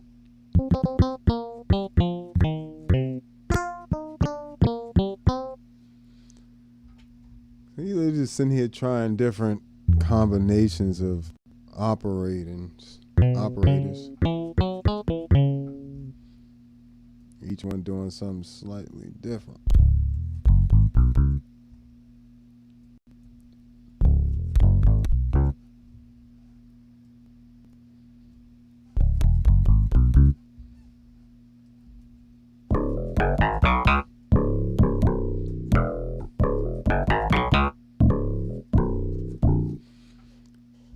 So it feels like a lot of this metallic sounds coming from the last two. And just gets, as you piling them on, see it's 5 and 6.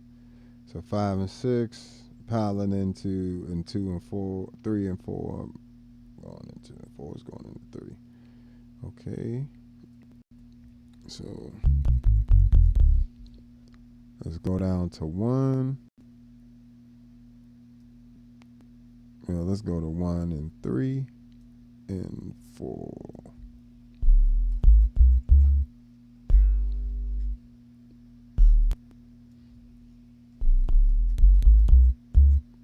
Right, so that's not doing much, but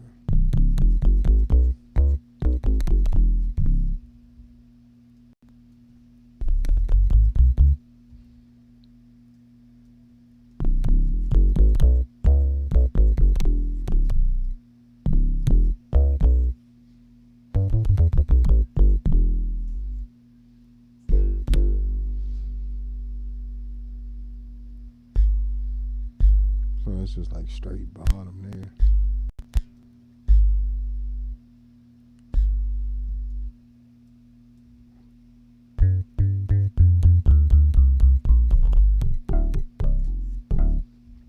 So these last two kind of bringing that metallic sound.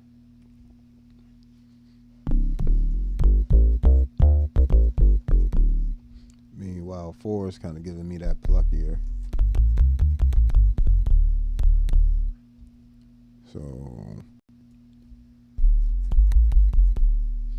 So that's just a pure sine wave. Then adding 3. Starting to get that boom. Getting 4 is feeding into 3. Because the only, see, this is the other weird part. The only actual thing that you're hearing is 1, like this first one. So this is literally without that on, none of these other ones even do anything. So it's literally like this is the green one is what you're hearing. Anything in this last row is what you're hearing. And so you can have 2 different oscillator paths, I guess. Or not operator paths. Or you can have one, like all these feeding into 1 in various combinations. So I'm guessing because of the feedback loop here, these 2, let me just take these out. Let's see. These 2 give you that metallic sound.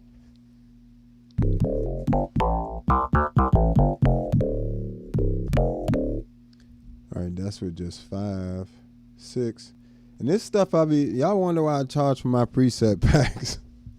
This is stuff I do off camera all day long, like to create those packs, like, you know, or it takes this long. Just sitting here trying, learning, and then you gotta just have it memorized, you know.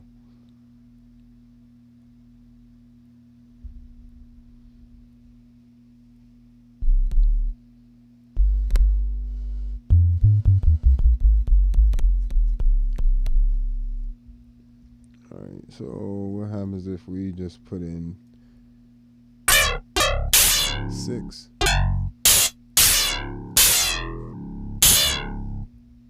Get that sword fighting.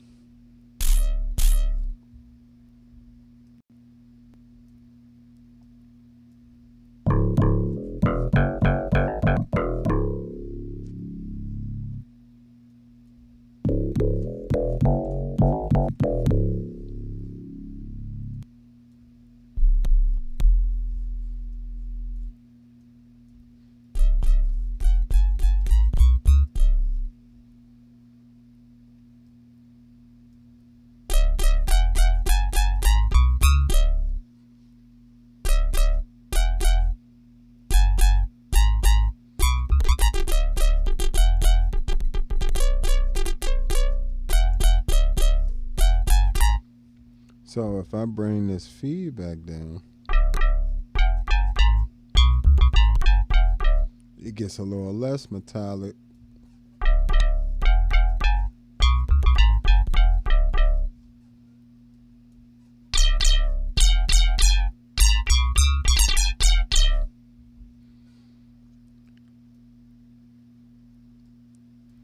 All right.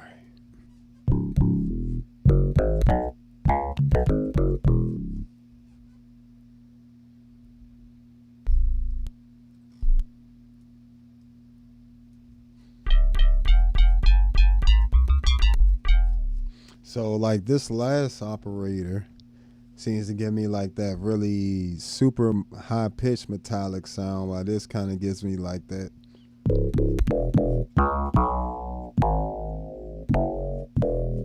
rubbery tone there. And then feeding these two.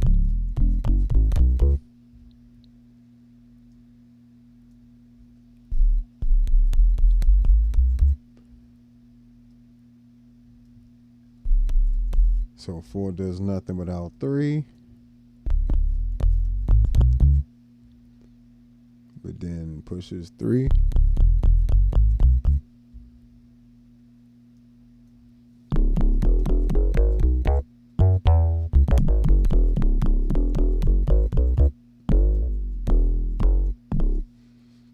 Okay.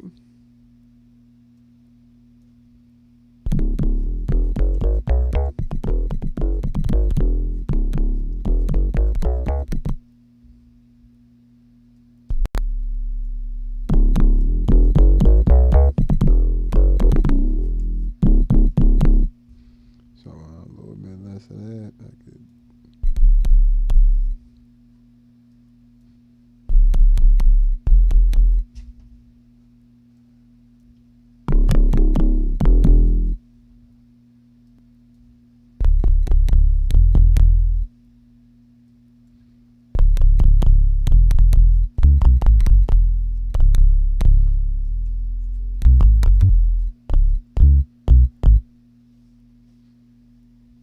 Okay. So if I feed in 2.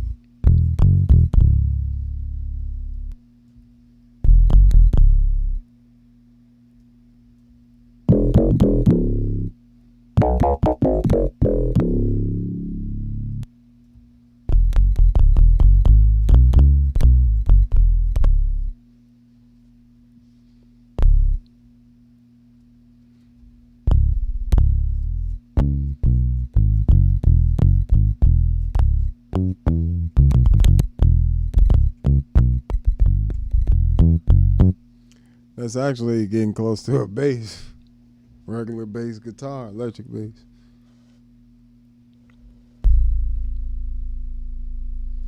And then we can feed in some of these too. Actually leave this last one off.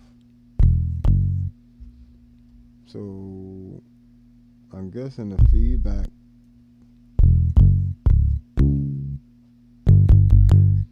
is only affecting operator 6 because of that loop.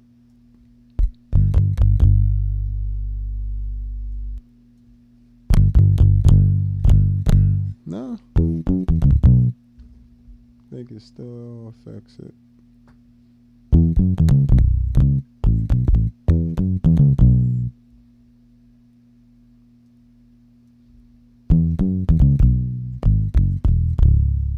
No, I don't think so. But we bring this in.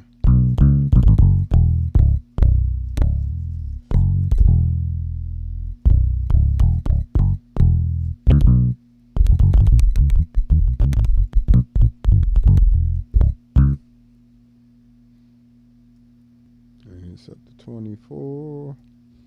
I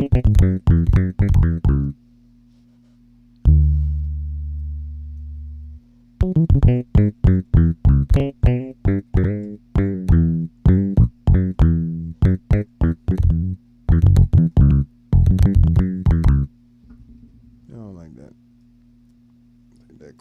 last pitch off.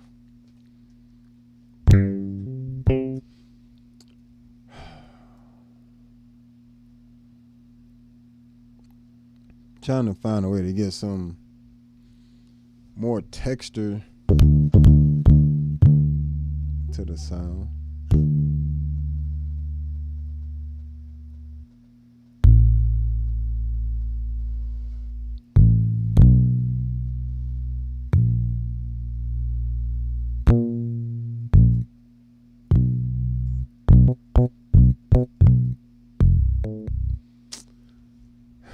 But yeah, this is the problem with FM synth, I guess, for a lot of people. It's just I have to now readjust like my creative mind to hear these type of sounds and how I can then imagine them into other things. But one of my favorite sounds on here so far has been the, where is it? This pan flute.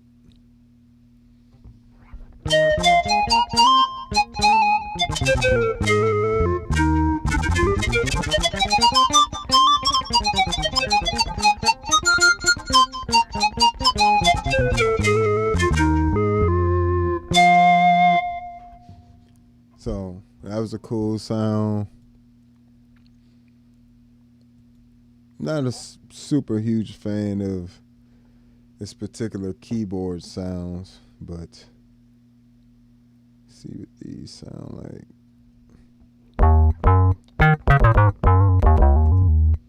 See if this, what happens if I drop this.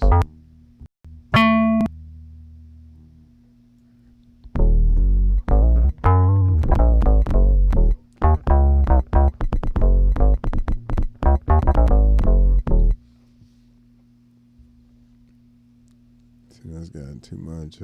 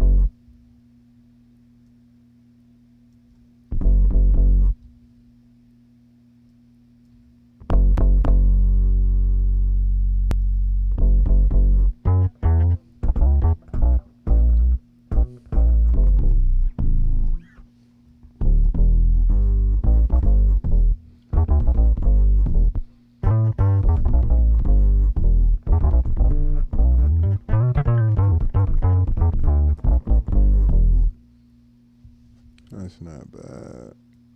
Let's bring this up.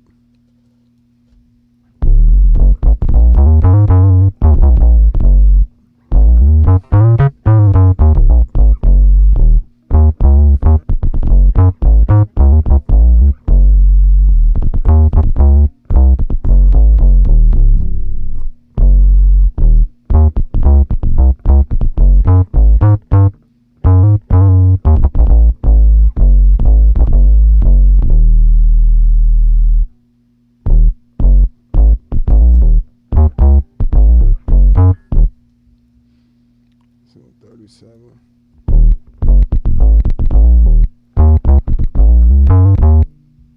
So I need a little bit of release on that.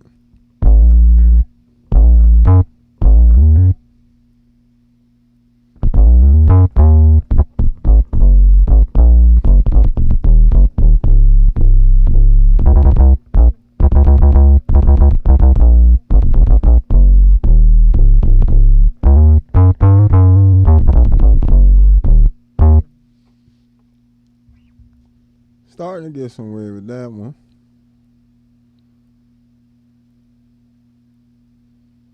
See if we can get a little further.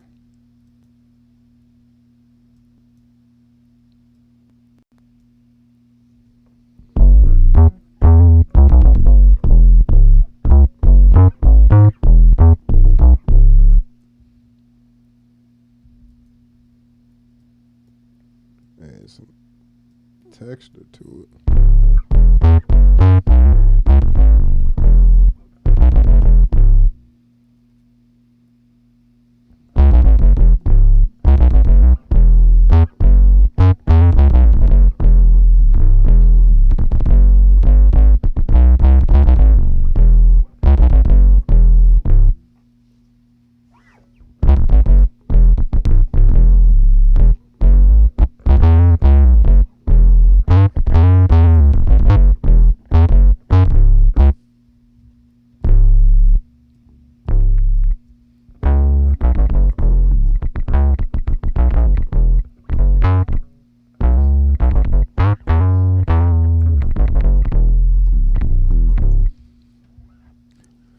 I guess we could spice it up with some. Let's get some of this distortion in here. Distortion block, and we'll do an octave up.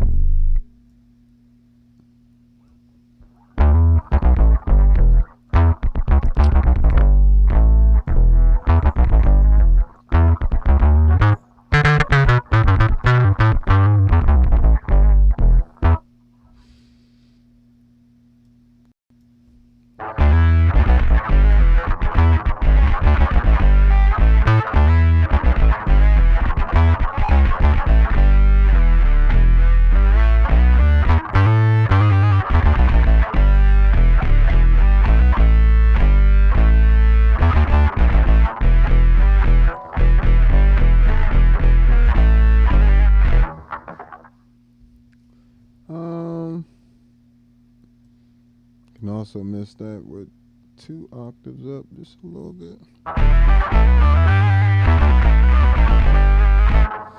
And we'll do a 5th in between there.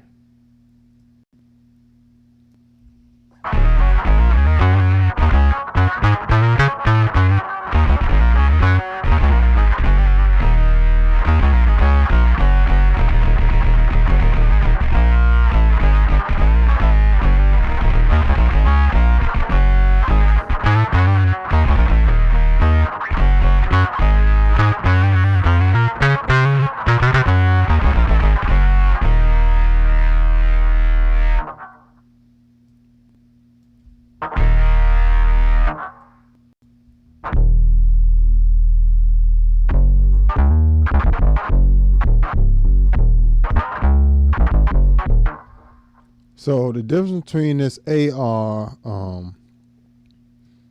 distortion and the actual distortion block slider here, this one pretty much is the exact opposite of this envelope here. So basically this has no attack, so that would have maximum amount of attack. I don't want to mess up my settings right this second. Let me see.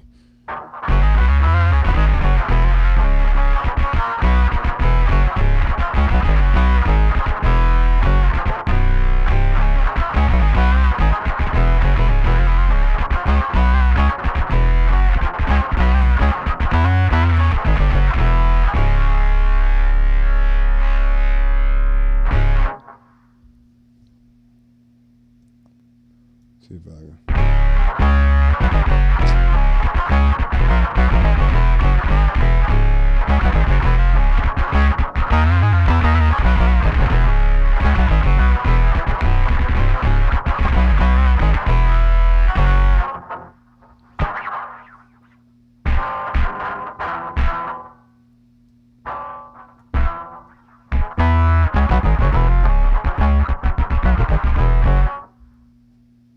Yeah, I liked it with heavier.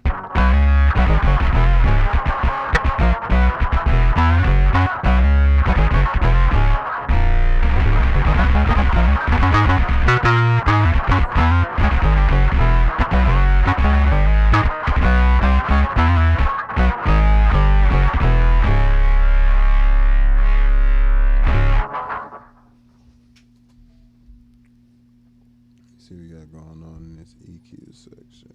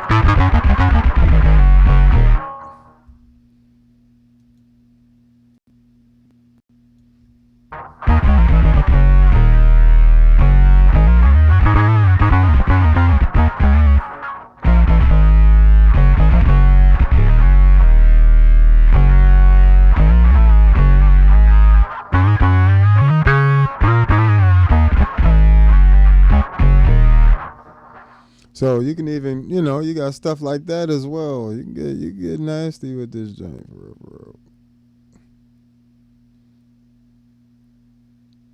I'm gonna go ahead and save this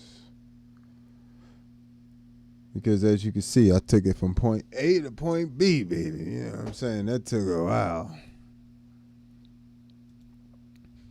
And this is what I always have to do. Like I said, I don't normally use stock presets like that.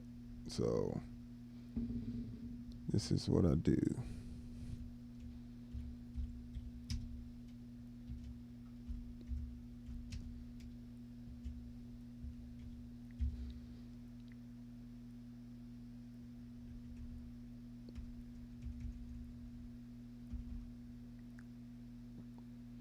See what we got here.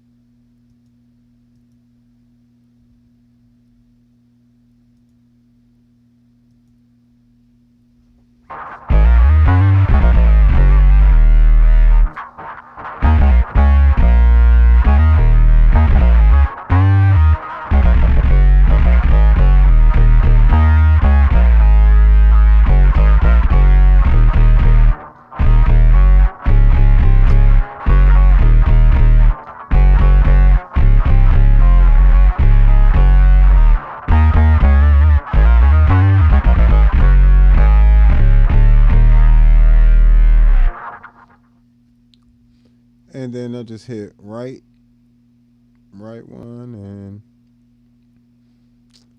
we're gonna do this one. Bam. Now that should be on the pedal. What? Oh, yeah. In order to write to the pedal, not to edit the presets, right? You only need the MIDI output. I mean the MIDI import. For that, but for some reason, make sure this hooked up correct. Yeah, out to in. So I want to write this basically. Bam, see, and I'll also write this other one.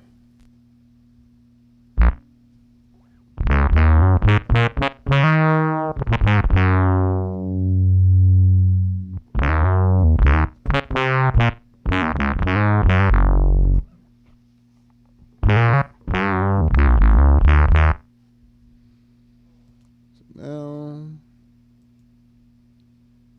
see load.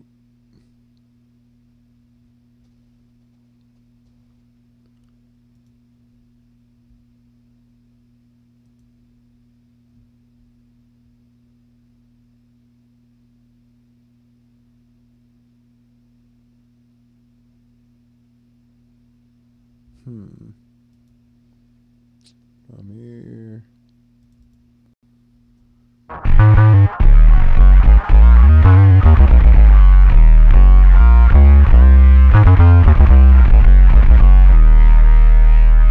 Now I'll probably end up bringing that bass down, but I'll do that from the pedal. I'll do it right here real quick.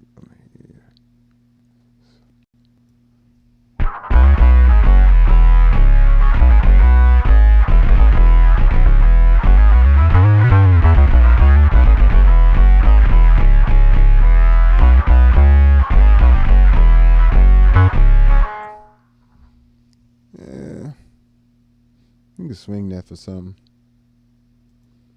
In fact, I'm gonna say that as it is and then re-upload it.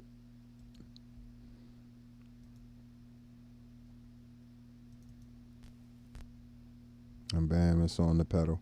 So it's really simple to actually get it on and off the pedal, with the software.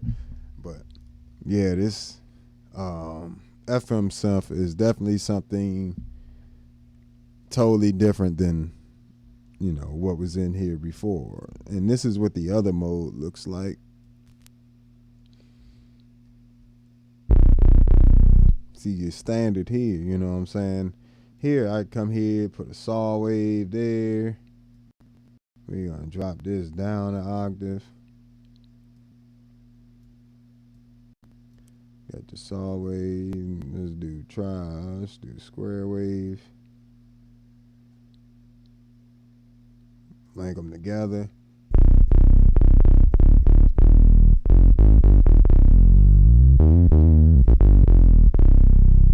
Bring this portamento time down.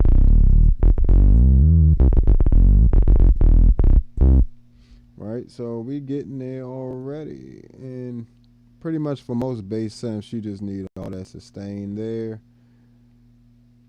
A little bit of attack, no release.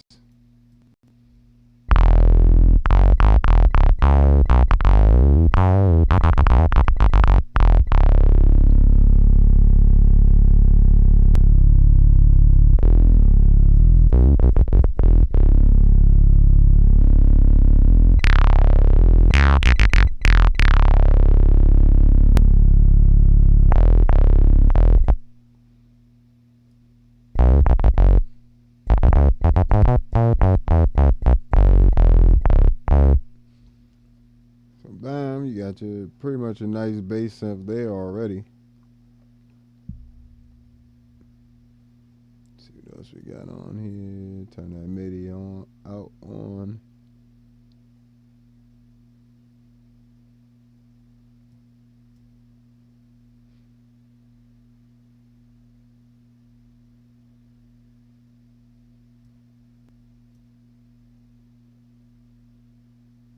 We just leave that right where it is.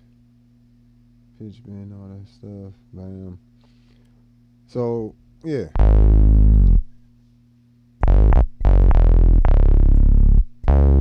And if I want to add in something like a little bit of mixing waveforms together on one oscillator, I can do that as well.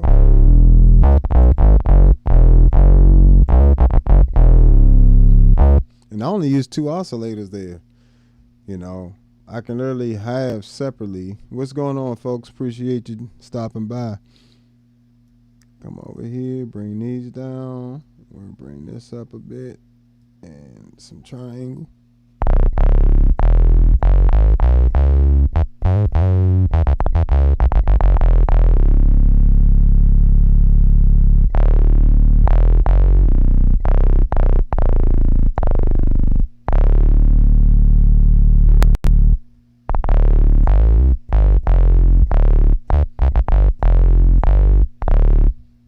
So I don't want it to be so bright. Oh, I want it to be brighter rather. Have it follow the pitch. If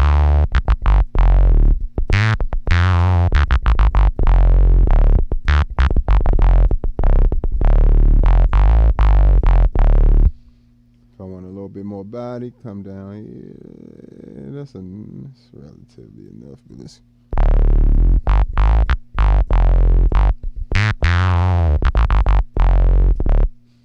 Take this chorus off. Okay. Make sure no delay is on. Some overdrive.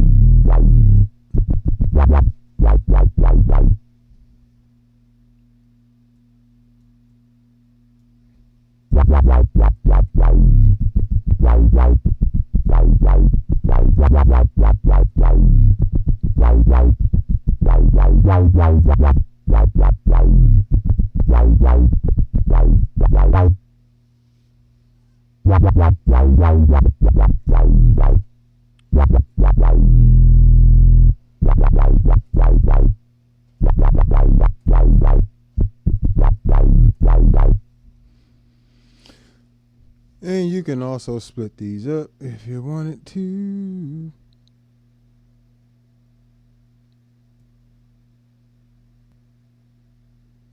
Go to different octaves.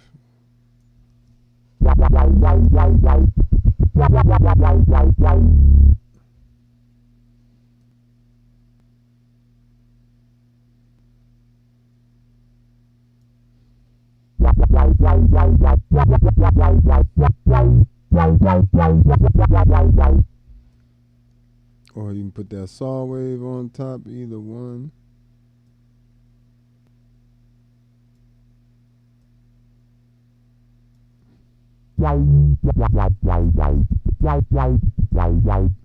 Oh, sorry.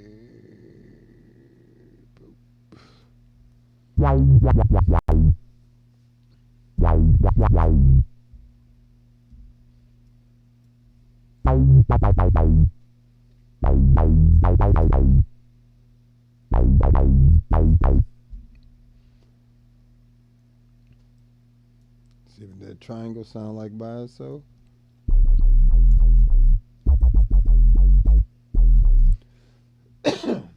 So literally got that triangle wave just all bottom.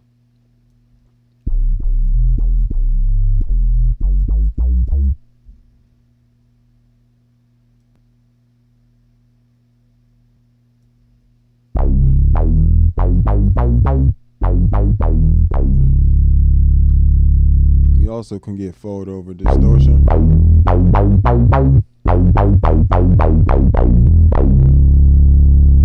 Really wanted to.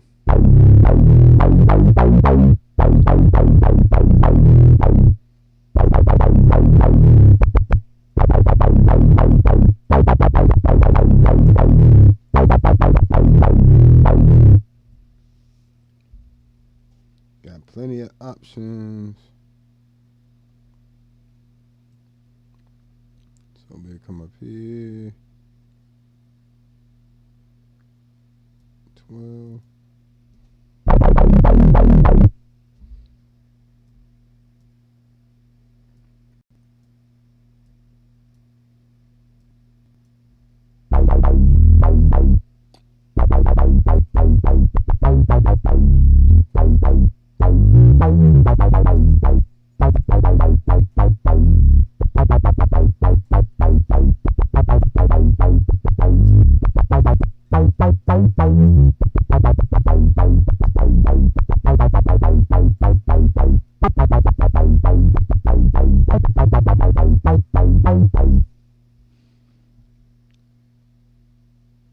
You know, that's pretty resonant.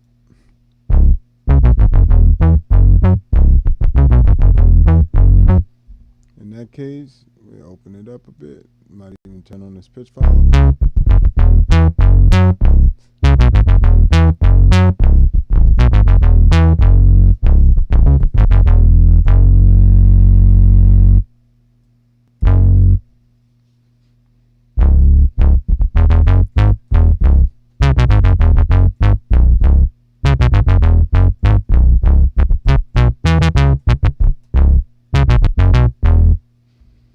Like I said, you can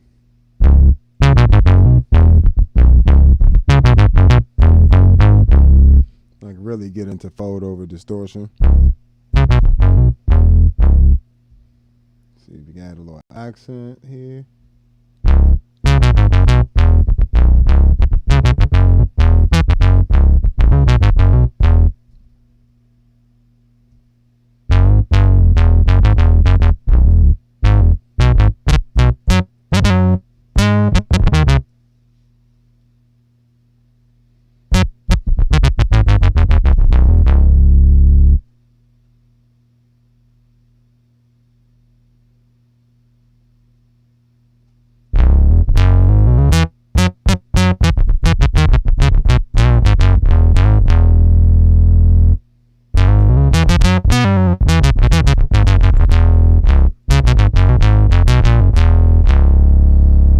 So in this case, we can actually bring down some.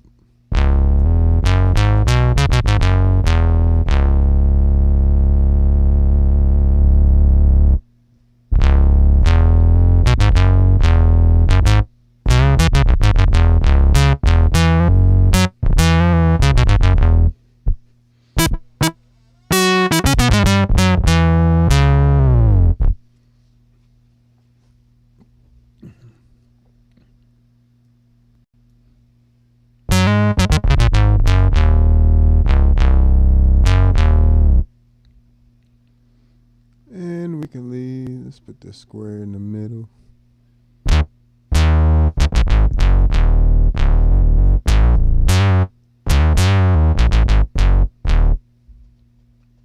Let's put this 2 octaves up.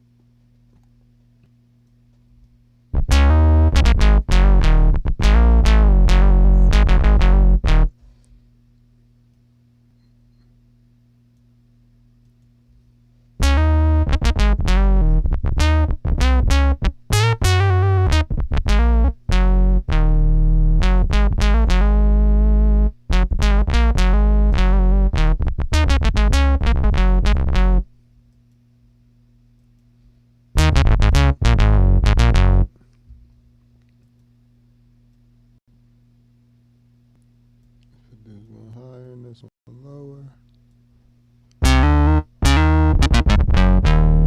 And let's actually make this a pulse width. And we'll make this oscillate.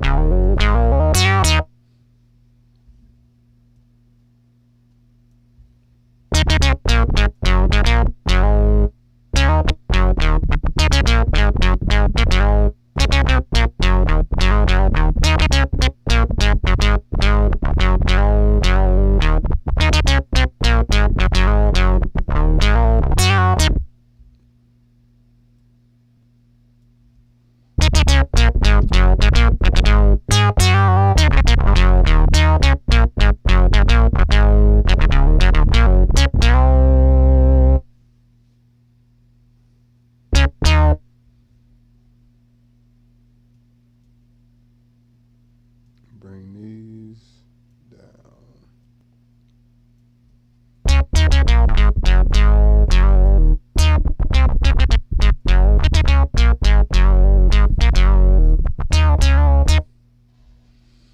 And I might even just bring in another square wave in the middle.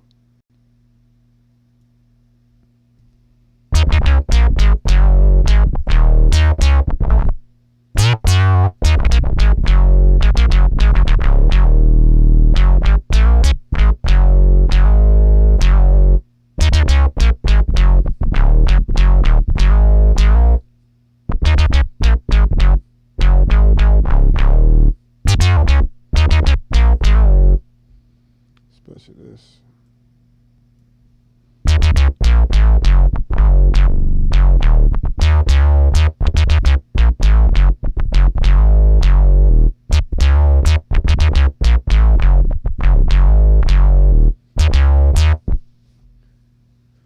See,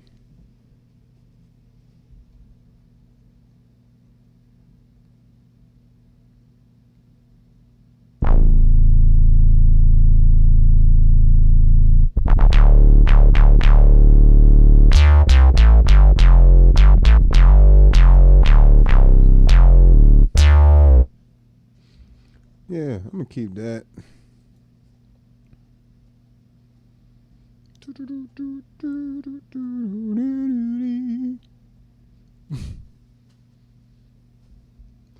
See, need a number I don't have already.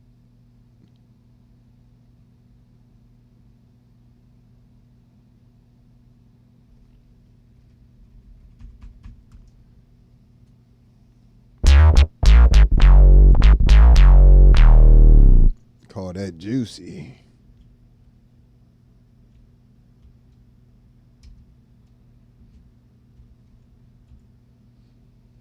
Call that juicy synth.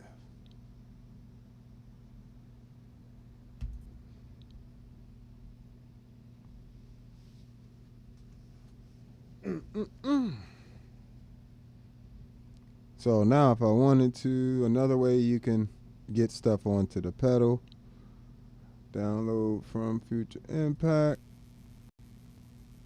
So this is going to tell me what everything I have on the Future Impact side, on the VA engine side, and you have to put it in the FM mode to see that stuff. But let me see what I don't need. I realized I did so many sounds. What is this?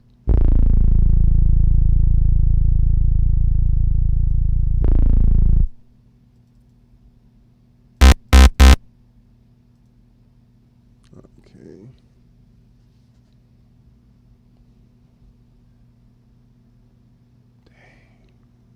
So that's the trouble when you be having so many sounds on this joint.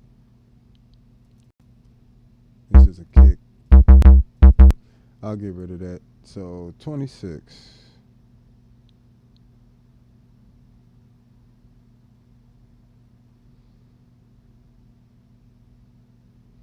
Oh, sorry.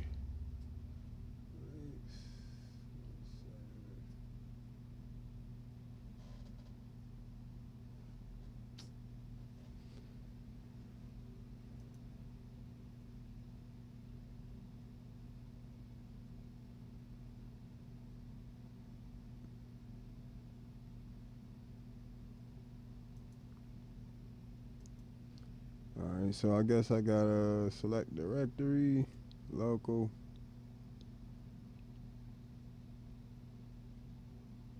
Select this directory. Where is it?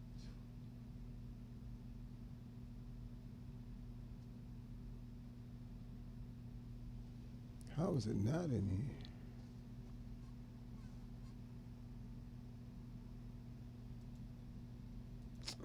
Oh, come on.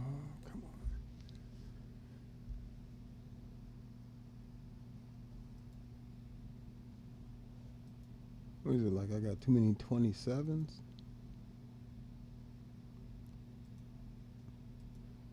want this one.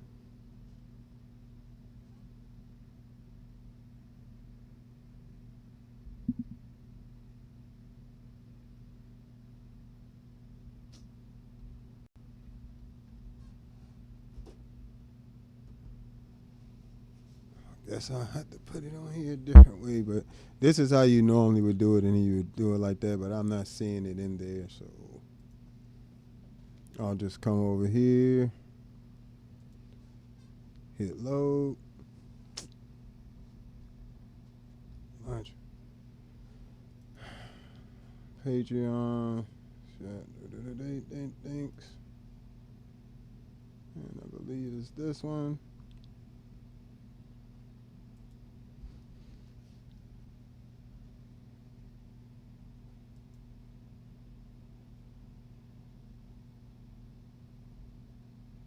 Load it.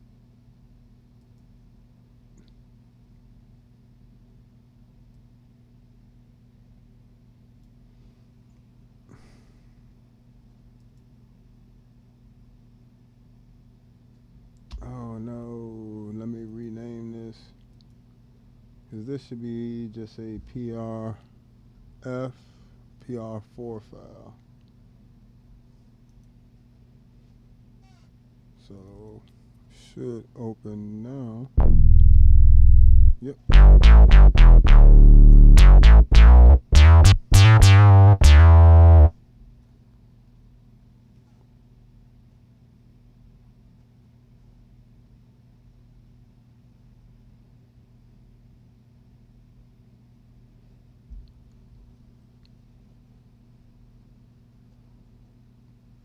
So I want to say this. Instead of 27, we wanted to go to 26, so we're going to put 26 there. This is the other way you can save stuff. And write it to wherever you want, even without the switching over to the manager.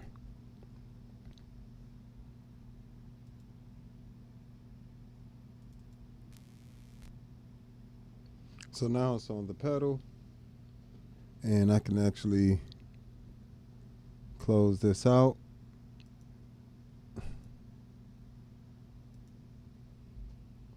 So yeah, that's basically the process of creating the bass synths there. Essentially, so yes, you got to know what things do, but you know, it's not too crazy. Let's see, let's make sure that was good. At 26.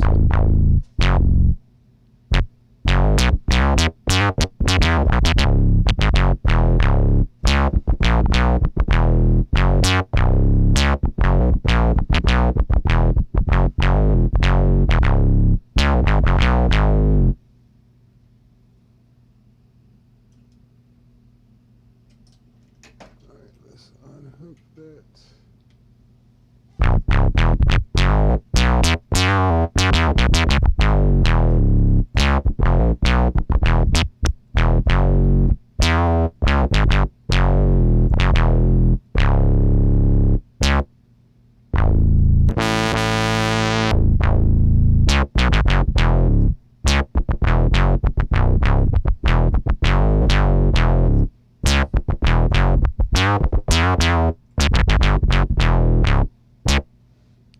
So, yeah, basically nothing too difficult. And just to recap from earlier, all these synth pedals track well, and they all have decent latency, an acceptable amount of latency.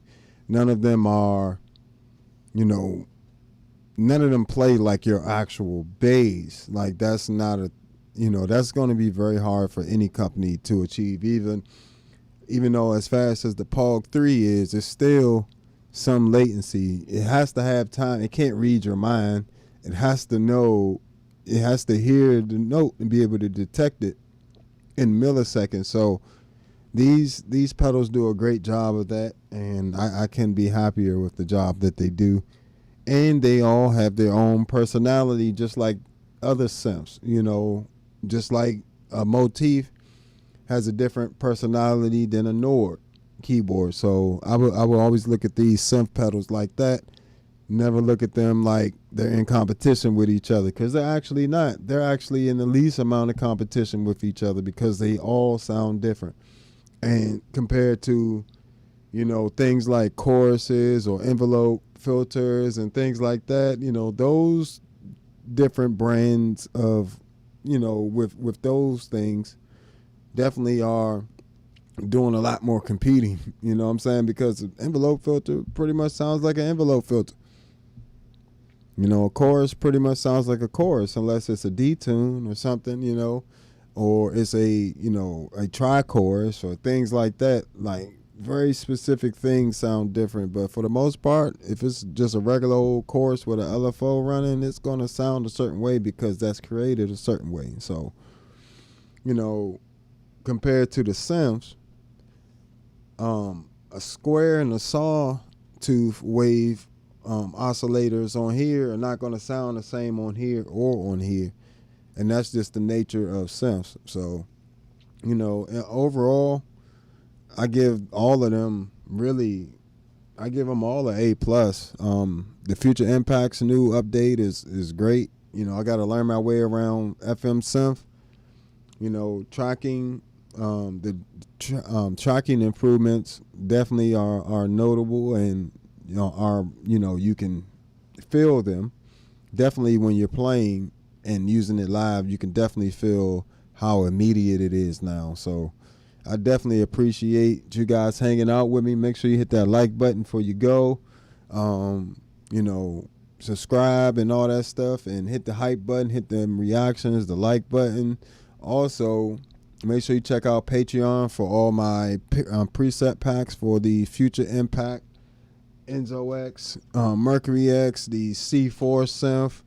You got the Zoom pedals on there as well, B6, MS60B+, MS70 CDR+, and 20-something different bass preamp packs for the Tone X and Tone X1. So check all that stuff out, because it greatly helps out the channel. And if you want to support the channel for $1, $5 a month, you can do that over on the Patreon. I greatly appreciate you guys hanging with me, though. Hit that like button on your way out. If you already have,